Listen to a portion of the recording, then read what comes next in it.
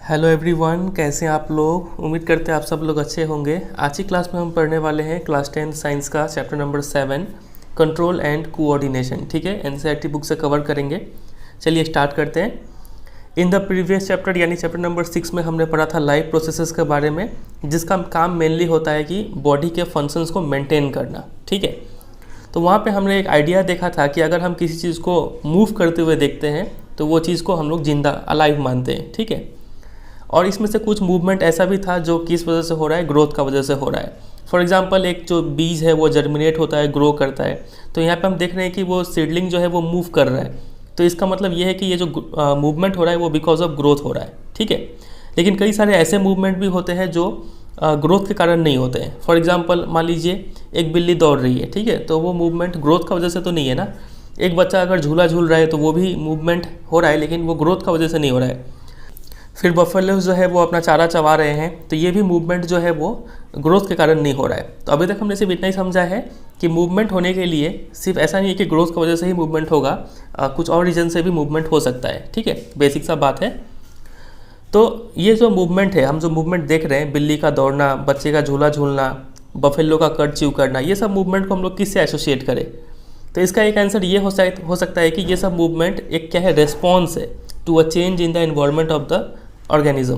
तो यहाँ पे आपको इस वर्ड पे ध्यान देना है, रेस्पॉन्स। ठीक है, तो ये सब जो मूवमेंट है, हो सकता है इन्वायरमेंट में कुछ चेंज हुआ हो और उस चेंज के कारण ये सब movement as a response perform किया गया हो। ठीक है, फॉर एग्जाम्पल ये जो बिल्ली दौड़ रहा है, ये इसलिए दौड़ रहा होगा क्योंकि इसने एक माउस को देखा होगा। ठीक है, और यही नहीं, हम लोग ये मूवमेंट को एक ऐसा अटेम्प्ट में भी सोच सकते हैं कि मान लीजिए इन्वायरमेंट में कोई चेंज हुआ और उस चेंज का एडवांटेज लेने के लिए ये सब लिविंग ऑर्गेनिज्म मूवमेंट कर रहे हैं। तो मूवमेंट होने के लिए हमने दो रीज़न अभी तक देखा है। नंबर 1 रेस्पॉन्स के रूप में हो सकता है ये मूवमेंट, और number 2 as an attempt to take advantage of the changes in the environment. ये दो रीज़न हमने देखा। ठीक है, फॉर एग्जांपल आप ये देखिए, प्लांट जो है वो वहीं पे ग्रो करता है जहाँ पे सनलाइट आ रहा होता है। ठीक है, तो प्लांट क्या कर रहा है, इन्वायरमेंट में जो चेंज है उसको उसका एडवांटेज लेने के लिए वहाँ पे वो ग्रो कर रहा है। ठीक है, children try to get pleasure and fun out of swinging. Children भी क्या कर रहे हैं, इसलिए झूला झूल रहे हैं क्योंकि वो जो इन्वायरमेंट है उसको एडवांटेज लेना चाहते हैं।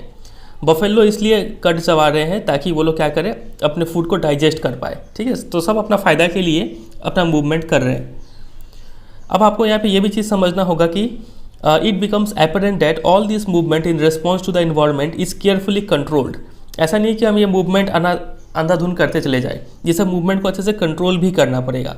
फॉर एग्जाम्पल जब हम क्लास में बात करते हैं तो हम विस्पर करते हैं, ना कि ज़ोर से बात करते हैं। ठीक है, तो ये मूवमेंट जो है कंट्रोल्ड भी होना चाहिए। तो हर लिविंग ऑर्गेनिज्म में ये एक सिस्टम होता है जो कंट्रोल एंड कोऑर्डिनेशन का काम करता है।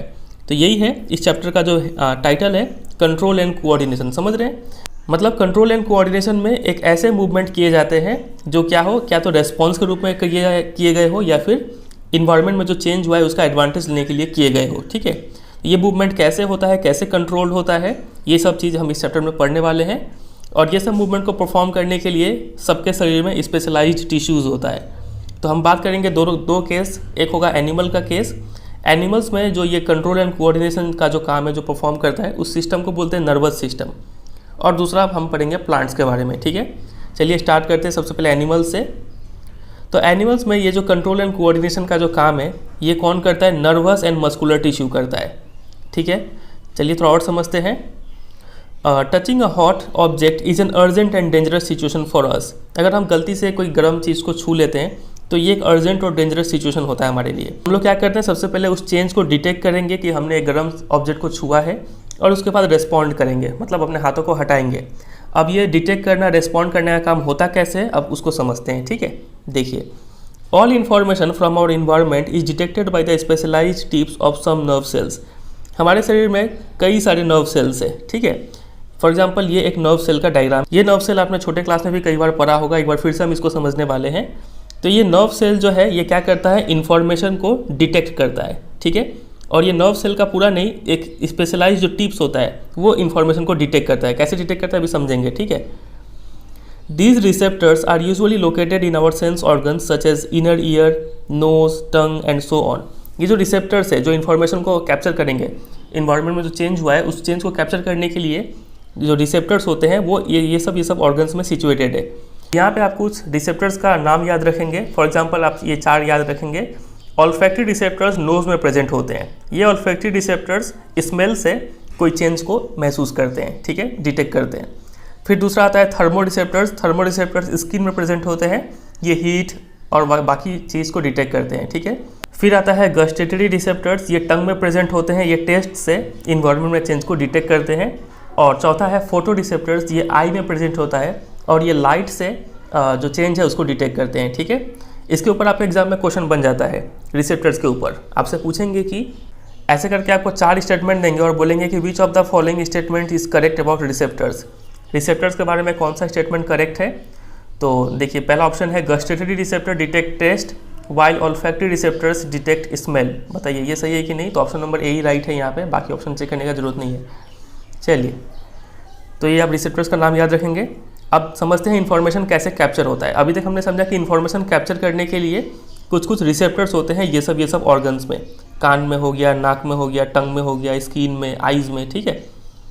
अब होता क्या है देखिए, this information acquired at the end of the dendrite tip of a nerve cell sets off a chemical reaction that creates an electric impulse। देखिए इसको बोलते हैं हम लोग नर्व सेल या फिर न्यूरॉन, दोनों नाम इसका जाना जाता है, ठीक है। इन्फॉर्मेशन को कैप्चर कौन करता है? इसका जो एकदम ये टिप है, हाँ, तो टिप में क्या है? डेंड्राइट है सबसे पहले। इस जो डेंड्राइट का जो एंड पॉइंट है, यहाँ पे इन्फॉर्मेशन को कैप्चर किया जाता है, ठीक है। ये बात पहला याद रखेंगे। इसके ऊपर भी क्वेश्चन बनेगा, थोड़ी देर में बताएंगे। आपसे पूछते हैं एग्जाम में कि जो इन्फॉर्मेशन है वो कहाँ पे कैप्चर होता है, तो आपको लिखना होगा dendrite tip of a nerve cell, ठीक है। फिर एक बार ये इन्फॉर्मेशन या फिर जो भी इन्वायरमेंट में चेंज है, ये इन्फॉर्मेशन मिल जाता है, तब क्या होता है देखिए, sets of a chemical reaction that creates an electric impulse. अब यहाँ पे एक केमिकल रिएक्शन स्टार्ट होता है इन्फॉर्मेशन मिलने के बाद, और इस केमिकल रिएक्शन में एक इलेक्ट्रिकल इम्पल्स जनरेट होता है, ठीक है। और ये इम्पल्स जो है वो ट्रैवल करता है from dendrite to the cell body. Cell body कहाँ पर है? ये देखिए, ये जो पूरा है जड़ जैसा, ये डेंड्राइट बोलेंगे इसको। यहाँ पे इन्फॉर्मेशन कैप्चर हुआ, अब ये इन्फॉर्मेशन जो है इलेक्ट्रिकल इम्पल्स में कन्वर्ट हो गया, ठीक है, केमिकल रिएक्शन से। और वो इलेक्ट्रिकल इम्पल्स अब डेंड्राइट से कहाँ पर ट्रैवल कर चुका है? सेल बॉडी, यहाँ पे आ चुका है, बीच में न्यूक्लियस है, ठीक है। चलिए, किसी भी सेल में न्यूक्लियस तो होता ही है। आगे देखिए क्या होता है, this impulse travels from the dendrite to the cell body and then along the axon to its end. फिर देखिए, डेंड्राइट से होते हुए, सेल बॉडी से होते हुए, एक्सॉन से होते हुए वो कहाँ पे आता है? Nerve ending. ये सब नर्व एंडिंग को एक्सोनल एंड भी बोलेंगे, ठीक है। वहाँ पे इन्फॉर्मेशन पहुँच गया। अब यहाँ पे फिर कुछ होगा, देखिए, at the end of the axon the electrical impulse sets off the release of some chemicals. अब ये एक्सोनल एंड पे, ये सब जो एंड है यहाँ पे एक केमिकल रिलीज होगा। अब वो केमिकल क्या करेगा देखिए, these chemicals cross the gap or synapse and start a similar electrical impulse in the dendrite of the next neuron। अब देखिए ये एक न्यूरॉन है, फिर ऐसा ही एक और न्यूरॉन होगा यहाँ पे, ठीक है। मान लीजिए ये इसका है सेल बॉडी, ये एक्सोन गया यहाँ पे, तो यह डेंड्राइट है। तो ये जो एक्सोनल एंड है और यहाँ पे दूसरा न्यूरॉन का फिर डेंड्राइट है, ये लोग एकदम ही कनेक्टेड नहीं होते हैं, मतलब हल्का सा गैप होता है दोनों के बीच में। इस गैप को क्या बोलते हैं? साइनेप्स बोलते हैं, ठीक है। अब मैसेज तो यहाँ से आ रहा है, अब लेकिन चूंकि यहाँ पे गैप है तो मैसेज कैसे जाए दूसरे न्यूरॉन में, समझ रहे हैं? तो ये प्रॉब्लम कैसे सॉल्व होता है कि ये जो एक्सोनल एंड था यहाँ पे एक केमिकल छोड़ा जाता है और इसी केमिकल्स के हेल्प से ही ये जो मैसेज है या फिर जो भी इंफॉर्मेशन है वो इस एक्सोनल एंड से दूसरे डेंड्राइट के टिप में जाता है, समझ रहे? तो यहाँ पे आप 2 बात याद रखेंगे। साइनेप्स का डेफिनेशन क्या है? The gap between the ending of an axon, ठीक है, and the dendrite of another neuron is called the synapse. ये डेफिनेशन आप कहीं नोट डाउन कर लेंगे। किसी एक न्यूरॉन यहाँ पे, मान लीजिए एक न्यूरॉन यहाँ पे है, तो न्यूरॉन का जो एक्सोनल एंड है और डेंड्राइट का टिप है, ये दोनों का बीच में जो गैप है, ये दूसरा न्यूरॉन का डेंड्राइट था ये, ठीक है। इन दोनों का बीच में जो गैप है, इस गैप को क्या बोलते हैं? साइनेप्स बोलते हैं। A chemical substance is released at axonal and that passes through it. वो जो केमिकल सब्सटेंस है वो कौन रिलीज करता है? यही एक्सोनल एंड ही रिलीज करता है, ठीक है। इसके ऊपर भी क्वेश्चन बन जाता है। चलिए, तो this is a general scheme of how nervous impulses travel in the body. तो यही तरीका है कैसे जो नर्वस इम्पल्स है या फिर कोई भी इंफॉर्मेशन है वो कैसे बॉडी में ट्रैवल करता है। तो एक बार फिर से रिकैप करें। सबसे पहले जो भी इलेक्ट्रिकल इम्पल्स है वो कहाँ पे आता है? डेंड्राइट में आता है। फिर डेंड्राइट से वो कहाँ पे जाता है? सेल बॉडी में जाता है। सेल बॉडी से एक्सॉन में जाता है और एक्सॉन से एक्सोनल एंड। तो ये आप याद रखेंगे, ये चार्ट, फ्लो चार्ट, ठीक है। इसके ऊपर भी क्वेश्चन बन जाता है। आगे मूव करें। A similar synapse finally allows delivery of such impulses from neurons to other cells such as the muscle cells. तो इसी टाइप का एक और इम्पल्स जो है वो एग्जिस्ट करता है ये न्यूरॉन्स में और जो मसल्स है उसमें। तो यहाँ पे भी एक फिर से साइनेप्स क्रिएट होता है, मतलब फिर से गैप क्रिएट होता है मसल और नर्वस सिस्टम में, ठीक है। और वो फिर से वो केमिकल रिलीज होता है वहाँ पे और इन्फॉर्मेशन जो है वो नर्व सेल्स से किस में आता है, मसल्स में आता है। चलिए लुक एट फिगर 7.1 का ए। तो 7.1 का ए देखना है, मतलब ये ऊपर वाला फिगर देखना है आपको, और ये फिगर आप अच्छे से याद भी कर लेंगे, बताएंगे अभी क्वेश्चन कैसा आएगा। देखिए तो फिगर ए को देखना है और क्या करना है, identify the parts of a neuron number 1 where information is acquired. बताइए यहाँ पे किस पार्ट में इन्फॉर्मेशन एक्वायर किया जाता है। तो बिल्कुल सही कहा आपने, डेंड्राइट में इन्फॉर्मेशन एक्वायर किया जाता है, tip of the dendrite. Number 2 through which information travels as an electrical impulse.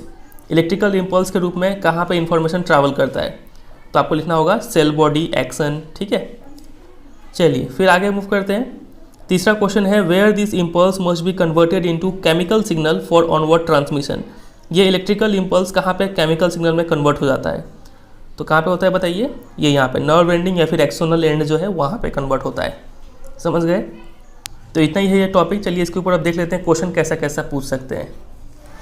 तो सबसे पहला तो क्वेश्चन आपसे पूछेंगे ये, in a synapse chemical signal is transmitted from. Synapse में केमिकल सिग्नल कहाँ से कहाँ ट्रांसमिट होता है, तो 4 ऑप्शन है। देखिए पहला है dendrite end of one neuron to axonal end of another, नहीं एक्सोनल एंड से रिलीज होता है ना, तो कौन सा इसका ऑप्शन होगा, ऑप्शन नंबर डी। देखिए axonal end of one neuron to dendrite end of another neuron, ठीक है, ऑप्शन नंबर डी इसका राइट आंसर हो जाएगा।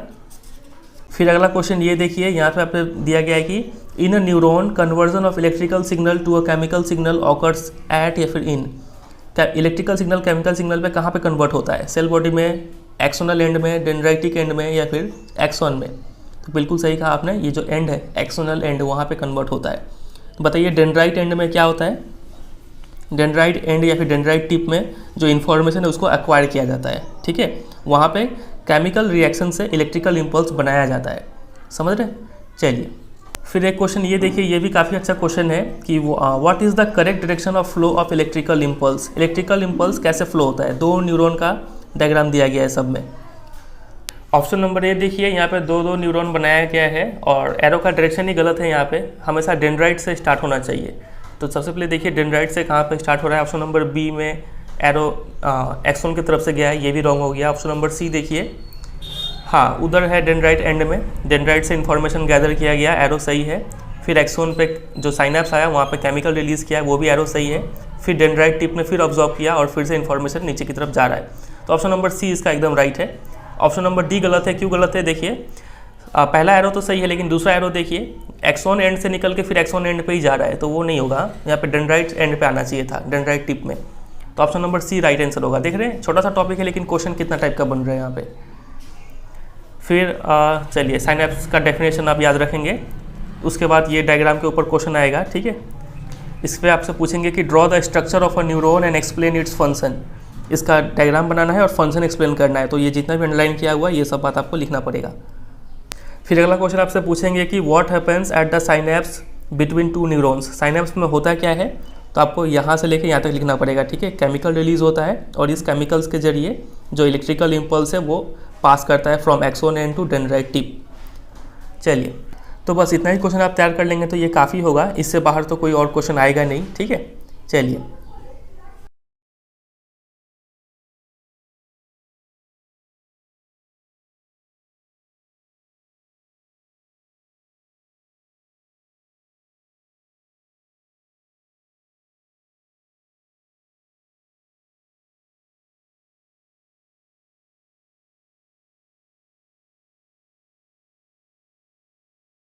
अब चलिए हम लोग आते हैं नेक्स्ट टॉपिक पे कि what happens in reflex actions. Reflex action के दौरान क्या होता है। सबसे पहले तो हम समझेंगे ये रेफ्लेक्स एक्शन होता क्या है। तो रेफ्लेक्स एक्शन का मतलब होता है some sudden action in response to something in the environment. Environment में कोई भी चेंज हुआ तो उसके रिस्पॉन्स में कुछ हम अचानक से जो एक्शन परफॉर्म करते हैं उसको बोलते हैं रेफ्लेक्स एक्शन। फॉर एग्जांपल अगर हम कोई गर्म चीज़ को छुए तो हम अपना हाथ तुरंत हटा लेते हैं बिना सोचे, वहाँ पे थिंकिंग इन्वॉल्व नहीं होता है, ठीक है। तो ये हाथ हटाने का जो एक्शन है इसको बोलते हैं रिफ्लेक्स एक्शन, ठीक है।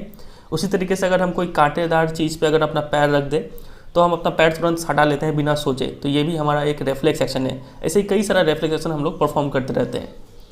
तो यहाँ से पहला बात आप ध्यान रखेंगे, रेफ्लेक्स एक्शन का डेफिनेशन एग्जाम में डायरेक्ट पूछा जाता है, तो ये इसका डेफिनेशन हो गया।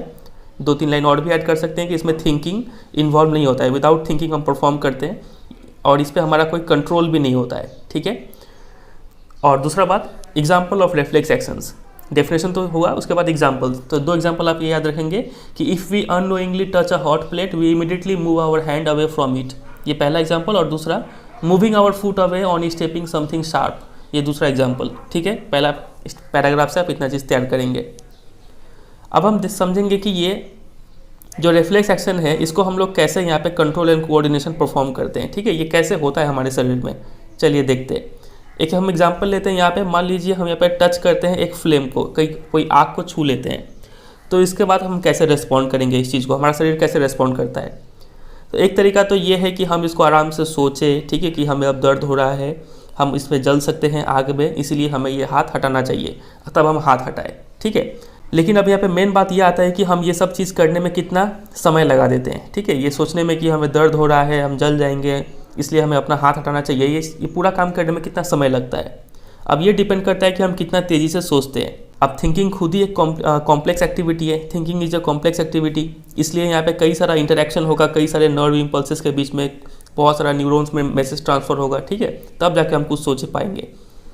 तो ये जो थिंकिंग टिश्यू है ना, ये थिंकिंग टिश्यू कहाँ पे लोकेटेड है, forward and of the skull, हमारे खोपड़ी के सामने वाले हिस्से में ये थिंकिंग प्रोसेस होता है, ठीक है। और इसके लिए उसको सबसे पहले सिग्नल्स को रिसीव करता है, फिर उसको प्रोसेस करता है, फिर जाके वो मैसेज को वो ट्रांसफ़र करता है, ठीक है, जो मसल से उसको, कि आप ये एक्शन परफॉर्म करो। तो मतलब थिंकिंग सोचने में ही काफ़ी ज़्यादा समय लग जाएगा। अगर हम ये सब चीज़ करते रहे तो हमें काफ़ी समय मिल जाएगा कि हम क्या हो जाए, जल जाए। तो इतना झंझट हम लोग नहीं करते हैं। तो हमारा शरीर इस प्रॉब्लम को सॉल्व कैसे करता है, ठीक है, हम कैसे ये रिफ्लेक्स एक्शन को तुरंत परफॉर्म कर देते हैं। तो चलिए समझते हैं। देखिए, rather than having to think about the sensation of heat, इसके बजाय कि हम ये सोचें कि हमें हीट महसूस हो रहा है, हमारा हाथ जल जाएगा, और सोच के तब हम हाथ हटाएं, ये करने का बजाय हम क्या करते हैं कि if the nerves that detect heat were to be connected to the nerves that move muscles in a simpler way, the process of detecting the signal और the input and responding to it by an output action might be completed quickly. बहुत लंबा sentence है, थोड़ा तोड़ के समझते हैं। देखिए, 2 टाइप के नर्व्स है। एक नर्व्स तो वो होता है जो हीट को डिटेक्ट करेगा, हीट को या फिर कोई भी मैसेज को रिसीव करेगा, ठीक है। और दूसरा नर्व्स वो होता है जो मसल्स को ये इन्फॉर्मेशन देगा कि आप मूव करो, ठीक है। नर्व समझते हैं ना, नर्व कई सारे न्यूरॉन्स से मिलकर बना होता है, ठीक है। तो देखिए, अगर हम इन दोनों नर्व्स को डायरेक्टली कनेक्ट कर दें, ठीक है, बिना ब्रेन के पास जाए, तो तब ये जो एक्शन है वो थोड़ा जल्दी कंप्लीट हो जाएगा, ठीक है। कौन सा एक्शन, ये जो मैसेज है उसको रिसीव करना, सिग्नल को डिटेक्ट करना और उसके रेस्पॉन्ड करना, ये काम थोड़ा जल्दी हो जाएगा। कैसे होगा अभी समझेंगे थोड़ा। और इस टाइप के कनेक्शन को बोलते हैं reflex arc. For example figure 7.2 को देखने बोला गया है। ये देखिए, ये एक रेफ्लेक्स आर्क का डायग्राम है, सब समझ में आएगा, थोड़ा सा पेशेंस रखिएगा। देखिए, सबसे पहले ये है हाथ, यहाँ पे इसने कोई गर्म ऑब्जेक्ट को छू दिया, तो ये जो गर्म हॉट ऑब्जेक्ट है ना, इसको हम लोग स्टिमुलस बोलते हैं, ये वर्ड आप ध्यान रखिएगा, ठीक है। तो स्टिमुलस मिला हाथ को, तो हाथ में क्या है, रिसेप्टर्स है, स्किन है, थर्मो रिसेप्टर्स यहाँ पे गेन किया, ठीक है। डेंड्राइट्स का जो टिप है वो यहाँ पे इंफॉर्मेशन को लिया, फिर उसको क्या किया होगा, वो केमिकल रिएक्शन से उसको एक इलेक्ट्रिकल इम्पल्स में कन्वर्ट कर दिया होगा। अब वो इलेक्ट्रिकल इम्पल्स या फिर मैसेज जो है वो इस सेंसरी न्यूरॉन से के जरिए जा रहा है, कहाँ पे जा रहा है, स्पाइनल कॉर्ड की तरफ जा रहा है, क्योंकि स्पाइनल कॉर्ड ही वो जगह है जहाँ पे सब नर्व्स आके मिलते हैं, ठीक है। इसलिए ये इन्फॉर्मेशन लेके ब्रेन के पास ना जाके कहाँ पे जा रहा है, स्पाइनल कॉर्ड के पास जा रहा है। और स्पाइनल कॉर्ड का यहाँ पे नीचे देखिए ब्रैकेट में लिखा हुआ है CNS, मतलब central nervous system. Central nervous system में 2 पार्ट होता है, एक होता है ब्रेन और एक होता है स्पाइनल कॉर्ड, ठीक है। तो फिलहाल आप उतना दिमाग मत लगाइए, थोड़ी देर में भी उसको समझेंगे CNS को डिटेल में। फिलहाल आप सिर्फ इतना याद रखिए कि सबसे पहले यहाँ पे स्टिमुलस मिला, हाथ में रिसेप्टर्स था, थर्मो रिसेप्टर्स, उसने वो सेंसेशन, ये मैसेज गेन किया, उस मैसेज को इलेक्ट्रिकल इम्पल्स में कन्वर्ट कर दिया। अब वो इलेक्ट्रिकल इम्पल्स जो है सेंसरी न्यूरॉन के थ्रू जा रहा है, कहाँ पे जा रहा है, स्पाइनल कॉर्ड की तरफ जा रहा है। स्पाइनल कॉर्ड की तरफ ही क्यों जा रहा है, क्योंकि ये ऐसा प्लेस है जहाँ पे सब नर्व्स आके मिलते हैं, ठीक है। तो स्पाइनल कॉर्ड में जो है क्या है, मोटर न्यूरॉन भी प्रेजेंट है। मोटर न्यूरॉन क्या होता है, ये वैसा न्यूरॉन है जो मैसेज जो है वो स्पाइनल कॉर्ड से इफेक्टर ऑर्गन की तरफ ले के जाता है, ठीक है। तो ये जो मैसेज था कि यहाँ पे हमें गर्म ऑब्जेक्ट हमने छू लिया, ये मैसेज आया, ये मैसेज तुरंत मिला मोटर न्यूरॉन को, और मोटर न्यूरॉन तुरंत इसको क्या कर दिया, इफेक्टर ऑर्गन के पास भेज दिया। इफेक्टर ऑर्गन जो मसल है, मसल इन द आर्म, उसको बोलते हैं इफेक्टर। इफेक्टर कोई भी ऐसा ऑर्गन हो सकता है जो रेस्पॉन्ड करता है टू मोटर नर्व इम्पल्स, ठीक है। मोटर न्यूरॉन से जो भी इम्पल्स या फिर इन्फॉर्मेशन आ रहा है, वो इन्फॉर्मेशन किसको देता है, इफेक्टर को देता है। इफेक्टर यानी कोई भी मसल को देता है। अब वो मसल उस इन्फॉर्मेशन के अकॉर्डिंग रेस्पॉन्ड कर देगा अपने आप। मसल कॉन्ट्रैक्ट कर जाएगा, मतलब हाथ हट जाएगा, या फिर अगर कोई ग्लैंड के पास जा रहा है तो वो ग्लैंड को सिक्रेट कर देगा, ठीक है, और फिर ये जो हाथ है वो हट जाएगा। तो आप देख रहे हैं कि यहाँ पे बिना सोचे जो एक्शन है उसको परफॉर्म किया जा रहा है। इसको बोलते हैं रेफ्लेक्स आर्क। तो रेफ्लेक्स आर्क का डेफिनेशन क्या हो जाएगा, it is the shortest route that can be taken by an impulse from a receptor to an effector. एक रिसेप्टर से इफेक्टर की तरफ आने के लिए जो सबसे छोटा रास्ता होता है, उस छोटे रास्ते को क्या बोलते हैं, रेफ्लेक्स आर्क बोलते हैं। तो रेफ्लेक्स आर्क का जो एक फ्लो चार्ट है वो कुछ इस तरीके से होगा। सबसे पहले स्टिमुलस कुछ होता है, उसको रिसेप्टर इन्फॉर्मेशन गेन करता है, फिर रिसेप्टर उसको सेंसरी न्यूरॉन से होते हुए कहाँ भेजता है, सीएनएस यानी स्पाइनल कॉर्ड की तरफ भेजता है। स्पाइनल कॉर्ड में पहले से ही जो है मोटर न्यूरॉन वो प्रेजेंट है। मोटर न्यूरॉन उस इन्फॉर्मेशन को लेके कहाँ पे भेज देता है, तुरंत इफेक्टर के पास, मतलब जो मसल है उसके पास भेज देता है, और वो मसल जो है वो फिर रेस्पॉन्स करता है, मतलब हाथ हट जाता है। समझ रहे बात की गहराई को। तो इसको, इस पूरे प्रोसेस को बोलते हैं रेफ्लेक्स आर्क का होना, रेफ्लेक्स एक्शन परफॉर्म किया जा रहा है यहाँ पे। तो ये पूरा डायग्राम आपको अच्छे से याद करना है, ठीक है। एग्जाम में डायरेक्ट ये बनाने के लिए भी आ जाता है। अभी बताएंगे क्वेश्चन कैसा कैसा आएगा। आपसे पूछेंगे कि what is meant by reflex action. Reflex action का डेफिनेशन तो आप पहले ही तैयार कर चुके हैं, गिव टू एग्जांपल्स, एग्जांपल्स भी हम बता चुके हैं। फिर आपसे बोलेंगे कि with the help of a label diagram trace the sequence of events which occur when we touch a hot object. तो आपको यही डायग्राम बनाना पड़ेगा और बताना पड़ेगा कि कैसे कैसे क्या क्या इवेंट हो रहा है, ठीक है। और यहाँ पे कुछ डेफिनेशन भी आप तैयार करेंगे।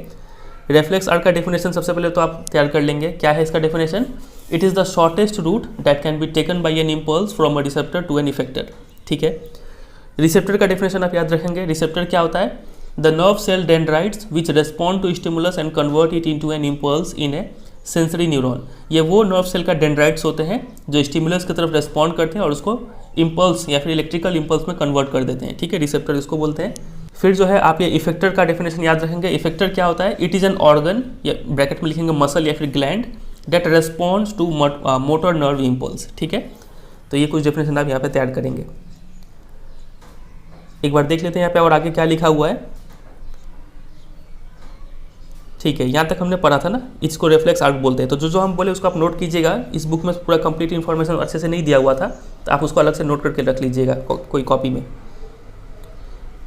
तो यहाँ पे जो ये दोनों नर्व्स है वो कहाँ पे मिलेंगे, अभी हमने समझ लिया डायग्राम में दोनों कहाँ पे मिलते हैं, स्पाइनल कॉर्ड में मिलते हैं, ठीक है। तो nerves from all over the body meet in a bundle in the spinal cord on their way to the brain, ठीक है। तो जितने भी शरीर में नर्व्स हैं वो सभी स्पाइनल कॉर्ड में मिलते हैं, और ये इन्फॉर्मेशन कहाँ पे लेके जाते हैं, ब्रेन की तरफ लेके जाते हैं। तो रेफ्लेक्स आर्क जो है, चूँकि भले ही स्पाइनल कॉर्ड में बनता है, लेकिन ये इन्फॉर्मेशन जो है वो ब्रेन के पास भी जाता है। हमें महसूस तो होता ही है ना कि हमारा हाथ जल रहा है, लेकिन थोड़ा बाद में महसूस होता है, उससे पहले हम वो रेफ्लेक्स एक्शन को परफॉर्म कर चुके हुए होते हैं, ठीक है। चलिए, और ये रेफ्लेक्स आर्क एनिमल्स में इसलिए भी इवॉल्व हुआ है क्योंकि ये जो थिंकिंग प्रोसेस है वो उतना फास्ट नहीं है, इसलिए हमारे शरीर में रेफ्लेक्स आर्क आया हुआ है, ठीक है। बस यही है कुछ काम का बात। और यहाँ पे एक क्वेश्चन आपसे पूछा गया है कि can you now trace the sequence of events which occur when a bright light is focused on your eyes. अगर आपकी आंखों में तेज़ रोशनी मारा जाए तो आप कैसे क्या क्या रेस्पॉन्ड करेंगे। तो ये जो ब्राइट लाइट है ये क्या हो गया, एक स्टिमुलस हो गया। फिर उसको आइज में जो रिसेप्टर है, फोटो रिसेप्टर्स, वो उसको इन्फॉर्मेशन को लेगा, फिर उसको इलेक्ट्रिकल इम्पल्स में कन्वर्ट कर देगा, फिर वो सेंसरी न्यूरॉन्स के थ्रू कहाँ पे जाएगा, स्पाइनल कॉर्ड में जाएगा। स्पाइनल कॉर्ड में मोटर न्यूरॉन है, मोटर न्यूरॉन उस इन्फॉर्मेशन को कहाँ पे लेके आएगा, इफेक्टर। आप अपने पलके को तुरंत झपका लेंगे, ठीक है। तो ऐसे करके वहाँ पे कुछ काम होगा। चलिए, तो फिर ये इस टॉपिक से इतना ही क्वेश्चन बनेगा, और तो कुछ क्वेश्चन आएगा नहीं, तो आप ये सब तैयार कर लेंगे, ठीक है। ये diagram very very very important है। आपसे एग्जाम में ये डायग्राम डायरेक्टली बना के भी दे सकते हैं, और यहाँ पे मान लीजिए कुछ ABCD लिख देंगे और आपको उसका नाम देना होगा, तो नाम सब याद रखेंगे। यहाँ पे याद रखेगा स्पाइनल कॉर्ड है ये, और ये जो मैसेज है वो ब्रेन की तरफ भी जाता ही है, ठीक है। चलिए।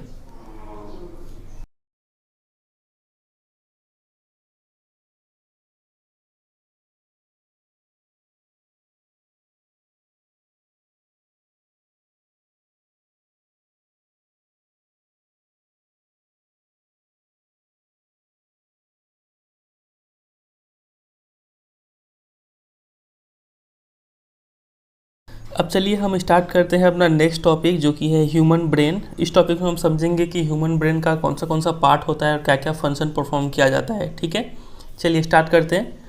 अभी तक हमने देखा है कि जो स्पाइनल कॉर्ड है वो क्या से बना हुआ है, नर्व से बना हुआ है। ठीक है, और यही इन्फॉर्मेशन सप्लाई करता है सोचने के लिए। फॉर एग्जांपल हमने यहाँ पे देखा था जब रेफ्लेक्स आर्ट समझ रहे थे तो कि सारा डिसीजन तो यहाँ से ऑटोमेटिक हो ही जाता है, लेकिन ये जो इन्फॉर्मेशन है ये मैसेज ब्रेन को भी सेंड किया जाता है ताकि ब्रेन उस इन्फॉर्मेशन को लेकर अवेयर रहे। ठीक है, कि क्या शरीर में चल रहा है। इसीलिए ब्रेन को हम लोग क्या बोलते हैं, brain the main coordinating centre of the body इसको बोला जाता है। ठीक है, अब यहाँ पे एक आप टर्म देखिए, इंसान का जो नर्वस सिस्टम है वो दो टाइप से बना हुआ है। एक कहा जाता है सेंट्रल नर्वस सिस्टम और दूसरा कहा जाता है peripheral nervous system. Central nervous system में जो ब्रेन है और स्पाइनल कॉर्ड है ये दोनों मिलकर सेंट्रल नर्वस सिस्टम कहलाते हैं। इन दोनों का काम क्या है, they receive information from all parts of the body and integrate it. तो ब्रेन और स्पाइनल कॉर्ड का दोनों का मेन काम है कि पूरे शरीर से इन्फॉर्मेशन इकट्ठा करना और इंटीग्रेट करना और उसके बेसिस पे कोई डिसीजन या फिर थिंकिंग प्रोसेस को करना।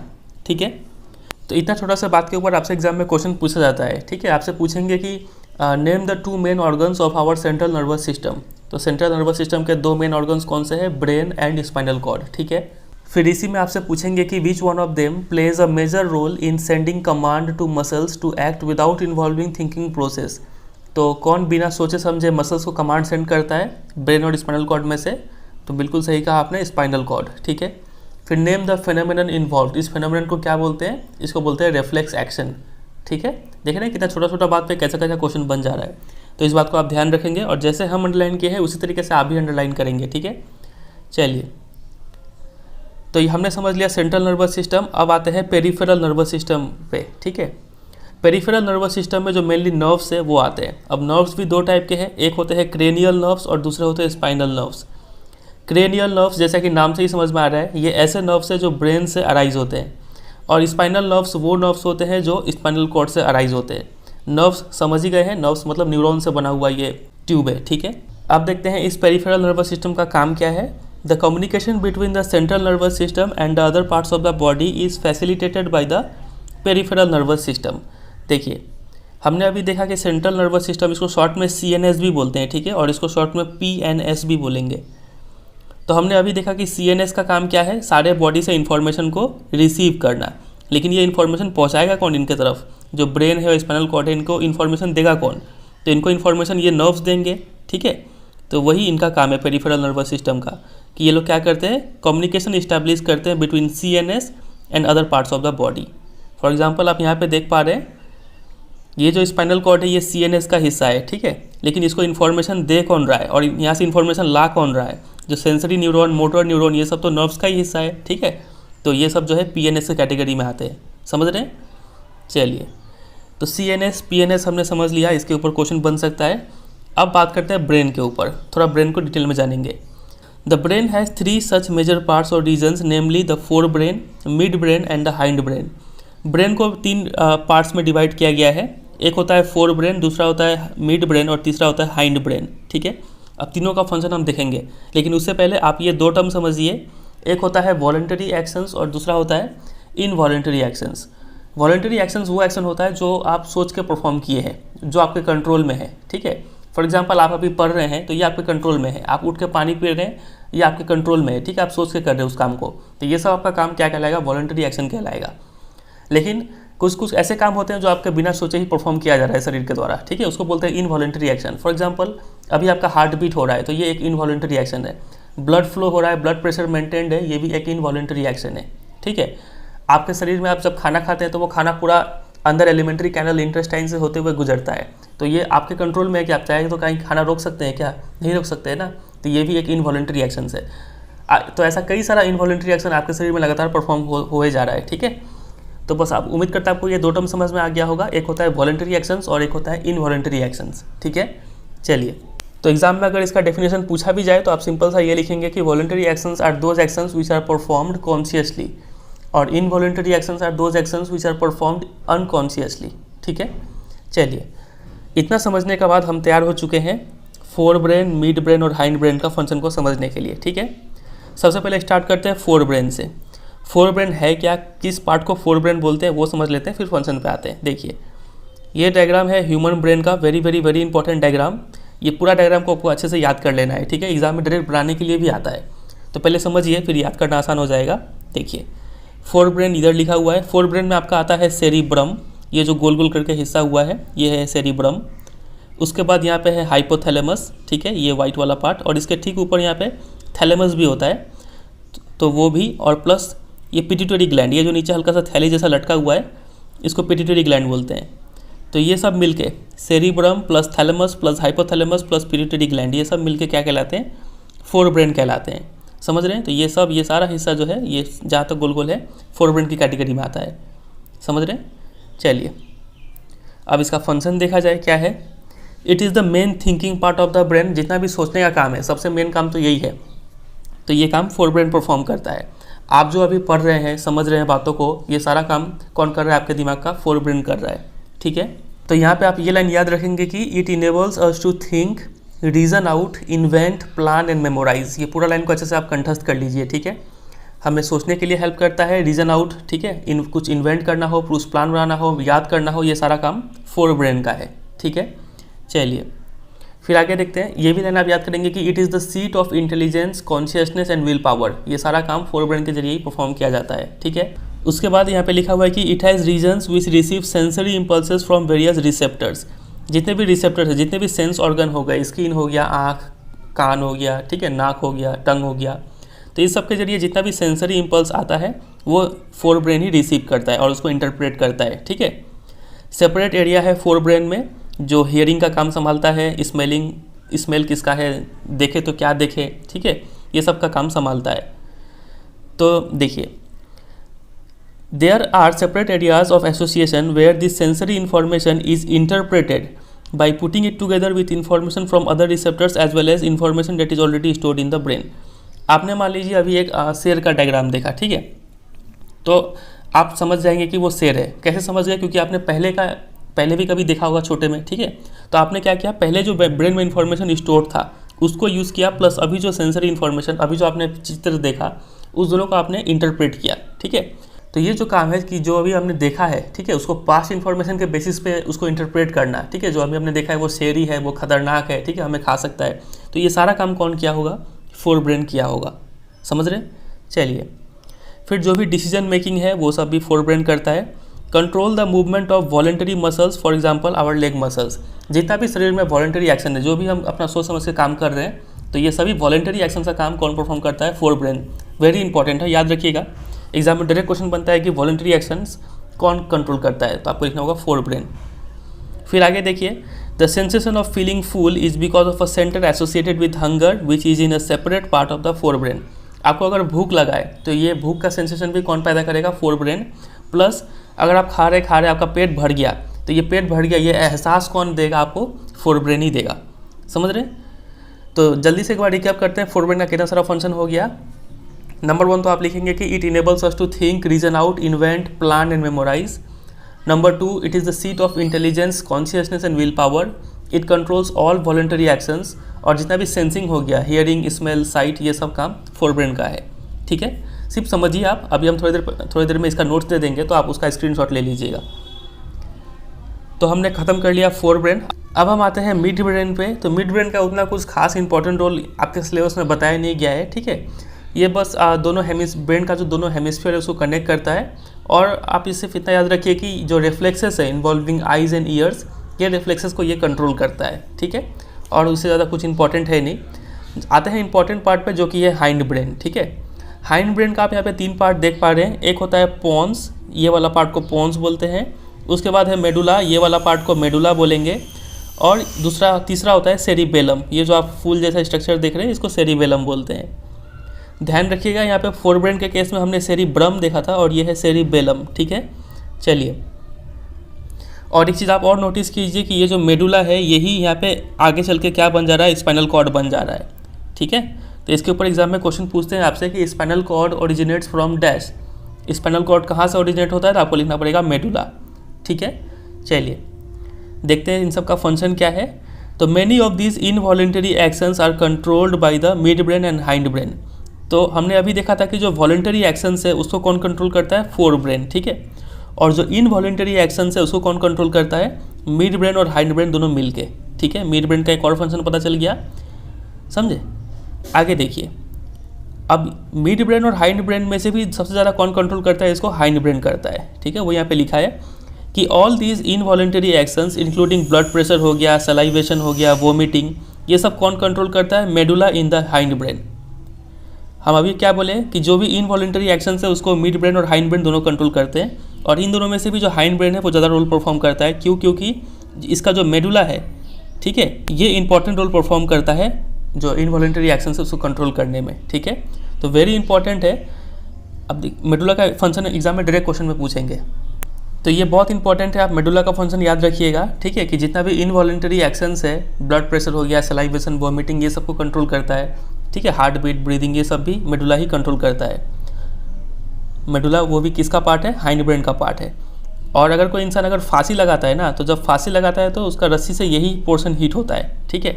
और जिस वजह से जिसको उसका हार्ट बीट है, जितना भी इनवॉलेंटरी एक्शन है वो सब खत्म हो जाता है और वो इंसान का डेथ हो जाता है, समझे। आगे मूव करते हैं, आगे क्या लिखा हुआ है, हमने क्या क्या देख लिया, देखिए शुरू से देखते हैं। हमने फोर ब्रेन का फंक्शन देख लिया, मिड ब्रेन का देख लिया, हाइंड ब्रेन का देख रहे हैं, हाइंड ब्रेन में हमने मेडुला का देख लिया है, ठीक है। अब आते हैं हम लोग सेरिबेलम में। अब आप पूछेंगे पोन्स का क्या हुआ, तो पोन्स का फंक्शन आपके बुक में लिखा नहीं हुआ है, तो इसको हम लोग नहीं पढ़ेंगे। हम लोग सिर्फ मेडुला और सेरिबेलम इसी के ऊपर एग्जाम में क्वेश्चन आएगा, ठीक है, क्लास 10 में। चलिए, सेरिबेलम का फंक्शन देख रहे हैं। Activities like walking in a straight line, riding a bicycle, picking up a pencil, these are possible due to a part of the hindbrain called the cerebellum. It is responsible for precision of voluntary actions and maintaining the posture and balance of the body. हमने देखा है कि जो voluntary actions है वो perform करना है, ये डिसीजन कौन लेता है, फोर ब्रेन लेता है। लेकिन ये वॉलंटरी एक्शन का प्रिसीजन कितना अच्छे से ये परफॉर्म किया जाएगा, ये काम कौन देखता है, सेरिबेलम देखता है। जैसे कि आप बाइसाइकिल राइड कर रहे हैं तो सही तरीके से आप बैलेंस करके राइड कर पा रहे हैं कि नहीं, ठीक है। स्ट्रेट लाइन पर चलने का डिसीजन तो आपने ले लिया, लेकिन आप स्ट्रेट लाइन पर चल पा रहे हैं कि नहीं, ठीक है। आपको पेंसिल उठाना है, आप क्या कर रहे हैं कि पेन उठा ले रहे हैं, ठीक है। तो ये सब काम आप सही तरीके से परफॉर्म कर रहे हैं कि नहीं, ये सब काम कौन देखता है, सेरिबेलम देखता है। तो पहला इसका फंक्शन हो गया कि it is responsible for precision of voluntary action, और नंबर 2 ये बहुत इंपॉर्टेंट इसका फंक्शन है, डायरेक्ट क्वेश्चन बनता है इस लाइन के ऊपर, कि ये जो बॉडी का जो पोस्चर और बैलेंस है ये मेंटेन भी सेरिबेलम ही करता है, ठीक है। आप सही तरीके से चल पा रहे हैं कि नहीं, सही तरीके से खड़ा हो पा रहे हैं कि नहीं, ये सब चीज़ सेरिबेलम देखता है। अब मान लीजिए कि किसी इंसान ने अल्कोहल पी लिया, दारू पी लिया, ठीक है।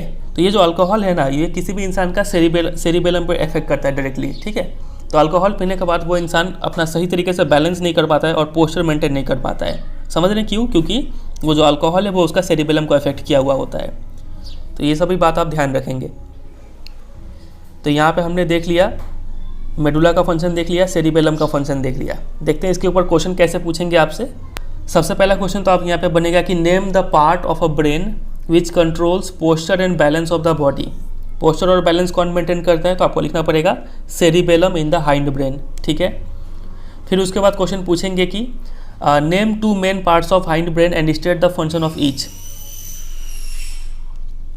हाइंड ब्रेन का 2 पार्ट बताना है। तो हाइंड ब्रेन का तो हमने यहाँ पे 3 पार्ट देखा है, लेकिन यहाँ पे 2 ही पूछ रहा है। तो आप क्या लिखेंगे, मेडुला लिखेंगे और सेरिबेलम लिखेंगे। और क्योंकि इनका फंक्शन भी पूछा है, पोन्स का फंक्शन तो हमें नहीं पता, ठीक है, लेकिन इन दोनों का फंक्शन पता है, तो इसका ही नाम लिखेंगे और फंक्शन भी लिख देंगे, ठीक है। चलिए, और इसी तरीके से एक और क्वेश्चन पूछ सकते हैं कि which part of the brain controls involuntary actions, write the function of any 2 regions of it.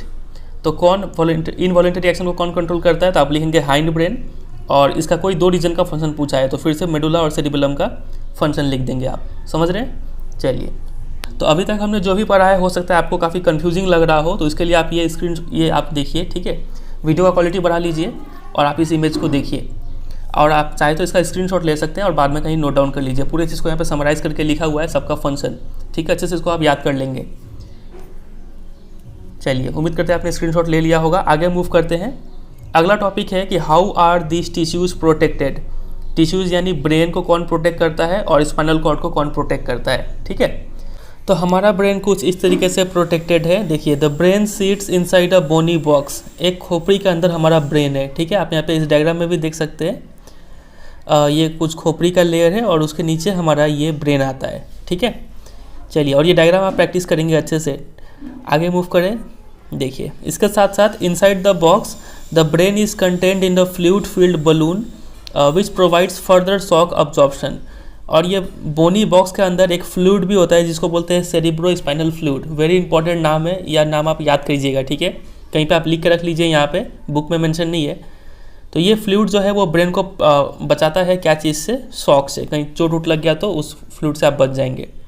तो इस तरीके से कुछ ब्रेन प्रोटेक्टेड है। बात करें स्पाइनल कॉर्ड का, तो स्पाइनल कॉर्ड देखिए, this is the vertebral column और backbone which protect the spinal cord. Spinal cord जो है वो वर्टिब्रल कॉलम या फिर बैकबोन जिसको बोलते हैं उसके अंदर में होता है। तो स्पाइनल कॉर्ड इस तरीके से प्रोटेक्टेड है। समझ रहे हैं? एग्जाम में इसके ऊपर क्वेश्चन बन जाता है, वेरी इंपॉर्टेंट फेमस क्वेश्चन नहीं है, ठीक है, कि how is brain protected from injury and shock. कैसे बचता है ब्रेन, तो आपको ये लिखना पड़ेगा, बोनी बॉक्स वाला बात लिखना पड़ेगा, प्लस वो फ्लूइड का नाम सेरिब्रो स्पाइनल फ्लूइड जो शॉक से बचाता है, ठीक है। चलिए मूव करते हैं अगले टॉपिक में। अगला टॉपिक है how does the nervous tissue cause action. When nervous impulse reaches the muscle fibre must move. क्या बोले, कुछ समझ में आपको नहीं आया होगा, यहाँ से देखते हैं। ये जो टॉपिक है, ये टॉपिक में ये बोला जा रहा है कि मान लीजिए जब यहाँ से इम्पल्स आया, इस मोटर न्यूरॉन के थ्रू इम्पल्स आया कहाँ पे, इफेक्टर की तरफ। इफेक्टर मतलब कोई भी मसल हो सकता है, ग्लैंड हो सकता है, ठीक है। तो जब ये जो इम्पल्स है, जो इन्फॉर्मेशन है मोटर न्यूरॉन के थ्रू जब मसल के पास पहुँचा, तो ये मसल मूव कैसे करेगा, ये इस टॉपिक में हमें पढ़ना है, ठीक है। तो देखिए वही यहाँ पे लिखा हुआ था कि when a nerve impulse motor neuron के थ्रू जब मसल की तरफ पहुँचता है तो मसल फाइबर जो है उसको मूव करना ही पड़ेगा, ठीक है। अब ये मूव कैसे करेगा, muscle cells will move by changing their shape so that they shorten. तो मसल सेल्स क्या करेंगे, अपना शेप को चेंज करेंगे जिस वजह से वो थोड़े छोटे पड़ जाए और जिस वजह से ये थोड़ा मूव कर जाए, ठीक है। अब सवाल फिर से आके ये खड़ा होता है कि ये अपना शेप कैसे चेंज करेंगे। तो इसका आंसर भी यही है, देखिए, muscle cells have special protein that change both their shape and their arrangement in the cell in response to nervous electrical impulse. जो नर्वस इलेक्ट्रिकल इम्पल्स आ रहा है मोटर न्यूरॉन के थ्रू, ठीक है, वो इम्पल्स मिलते ही जो मसल सेल्स होते हैं उनमें कुछ स्पेशल प्रोटीन्स होता है। ये प्रोटीन अपना शेप और अरेंजमेंट दोनों चेंज कर लेते हैं जिस वजह से ये मूव करता है, ठीक है। अब ये स्पेशल प्रोटीन का नाम क्या है ये तो आपके बुक में लिखा नहीं है, तो आपको भी प्रिपेयर नहीं करना है। आगे मूव करते हैं। When this happens, a new arrangements of this protein give the muscle cells a shortened form। तो जब ऐसा होता है तो नया अरेंजमेंट का वजह से ये जो मसल सेल थोड़ा छोटा पड़ जाता है और मसल मूव कर जाता है। तो एग्जाम में अगर क्वेश्चन आता है कि मसल कैसे मूव करता है तो जितना अंडरलाइन किए हुए उतना पार्ट आप लिखेंगे तो काफ़ी होगा। बस आप इतना याद रखें कि मसल सेल्स अपना शेप चेंज करेंगे। शेप चेंज करने के लिए इनके सेल्स में स्पेशल प्रोटीन होता है जिससे शेप और अरेंजमेंट दोनों चेंज हो जाता है। क्यों चेंज हो जाता है, in response to nervous electrical impulse. ये इम्पल्स मिलते ही चेंज होता है, ठीक है। चलिए तो यही है ये टॉपिक में। देख लेते हैं कुछ क्वेश्चंस। पहला क्वेश्चन है कि what is the difference between a reflex action and walking. तो एक नज़र में अगर कोई भी इस क्वेश्चन को देखे तो उसके मन में सबसे पहले एक ही ख्याल आएगा कि रिफ्लेक्स एक्शन में बिना थिंकिंग प्रोसेस के काम किया जाता है और वॉकिंग में थिंकिंग प्रोसेस इन्वॉल्व होता है, ठीक है। चलिए पॉइंट वाइज इसका डिफरेंस लिखते हैं। सबसे पहला डिफरेंस आप ये लिखेंगे कि it is the action which is performed automatically. ये ऑटोमेटिकली परफॉर्म हो जाता है रिफ्लेक्स एक्शन में, मतलब थिंकिंग इन्वॉल्व नहीं होता है। वॉकिंग में it is the action which is deliberate and performed intentionally. समझ गए। पॉइंट नंबर 2 में लिखेंगे कि controlled and coordinated by spinal cord. यहाँ पे स्पाइनल कॉर्ड अपना रोल परफॉर्म करता है और वॉकिंग वाले केस में ब्रेन अपना रोल परफॉर्म करता है। नंबर 3 होगा it is N involuntary action और नंबर 3 वॉकिंग वाले में होगा it is a voluntary action. समझ गए। चलिए दूसरा क्वेश्चन है कि what happens at the synapse between two neurons. Synapse पे क्या होता है तो ये हम क्वेश्चन पहले ही डिस्कस कर चुके हैं। Question number 3 which part of the brain maintains posture and equilibrium. Posture कौन मेंटेन करता है बताइए। सही कहा, cerebellum in the hind brain, ठीक है। Question number 4 how do we detect the smell of an agarbatti incense stick. अगरबत्ती का स्मेल हम कैसे डिटेक्ट करते हैं।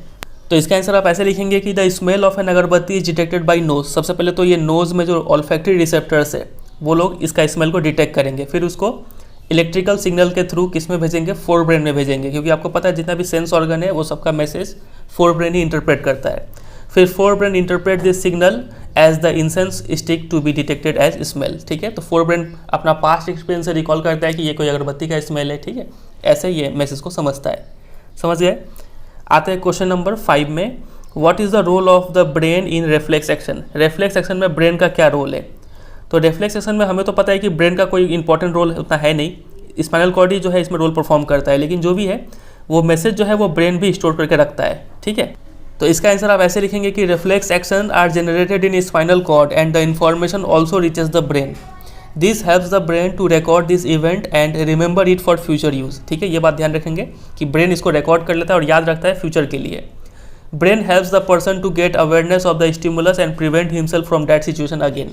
इससे क्या होगा कि ब्रेन फ्यूचर में इस सिचुएशन से बचने के लिए पहले से तैयार रहेगा। ठीक है, चलिए।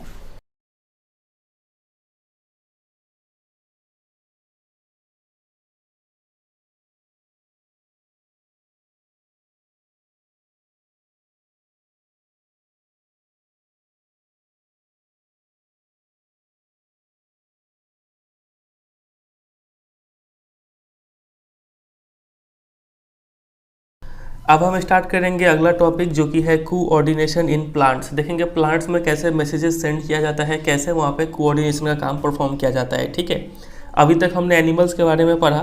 हमने ये जाना कि एनिमल्स का अपना नर्वस सिस्टम होता है, उसमें नर्व्स होते हैं, ठीक है, ब्रेन, स्पाइनल कॉर्ड, ये सब होते हैं और ये सब लोग मिलके कंट्रोल और कोऑर्डिनेशन का काम परफॉर्म करते हैं। ठीक है, लेकिन प्लांट में ऐसा नहीं होता है। प्लांट में ना ही कोई नर्वस सिस्टम है और ना ही कोई मसल्स है, तब उसमें ये सब काम कैसे होता है, चलिए समझते हैं। देखिए, how do they respond to stimuli. अगर कोई बाहर से चेंज आता है तो वो प्लांट उस चेंज के प्रति कैसे रेस्पॉन्स देते हैं, उसको देखेंगे।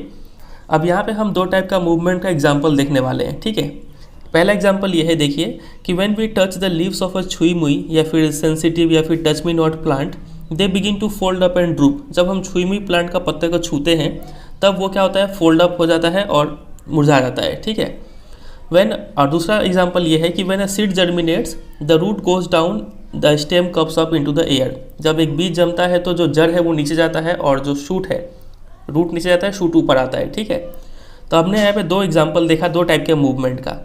पहला जो है the leaves of sensitive plant वाला एग्जाम्पल, इसमें जो रेस्पॉन्स है वो काफ़ी क्विक था। हमने छुआ और वो तुरंत जो है वो क्या होता है, देख पा रहे हैं इस पिक्चर में भी, वो मुरझा जा रहा है। ठीक है, ऐसे करके ड्रूप हो जा रहा है। तो ये जो पहला टाइप का मूवमेंट है जिसमें रेस्पॉन्स काफ़ी तेज़ होता है, छूते ही ये मुरझा जाता है। ठीक है, इसमें कोई ग्रोथ इन्वॉल्व नहीं होता है। ठीक है, और वहीं हमने दूसरा एग्जाम्पल देखा था कि जब एक बीज जमता है तो रूट गोज डाउन और शूट जो है वो कम्स अप होता है।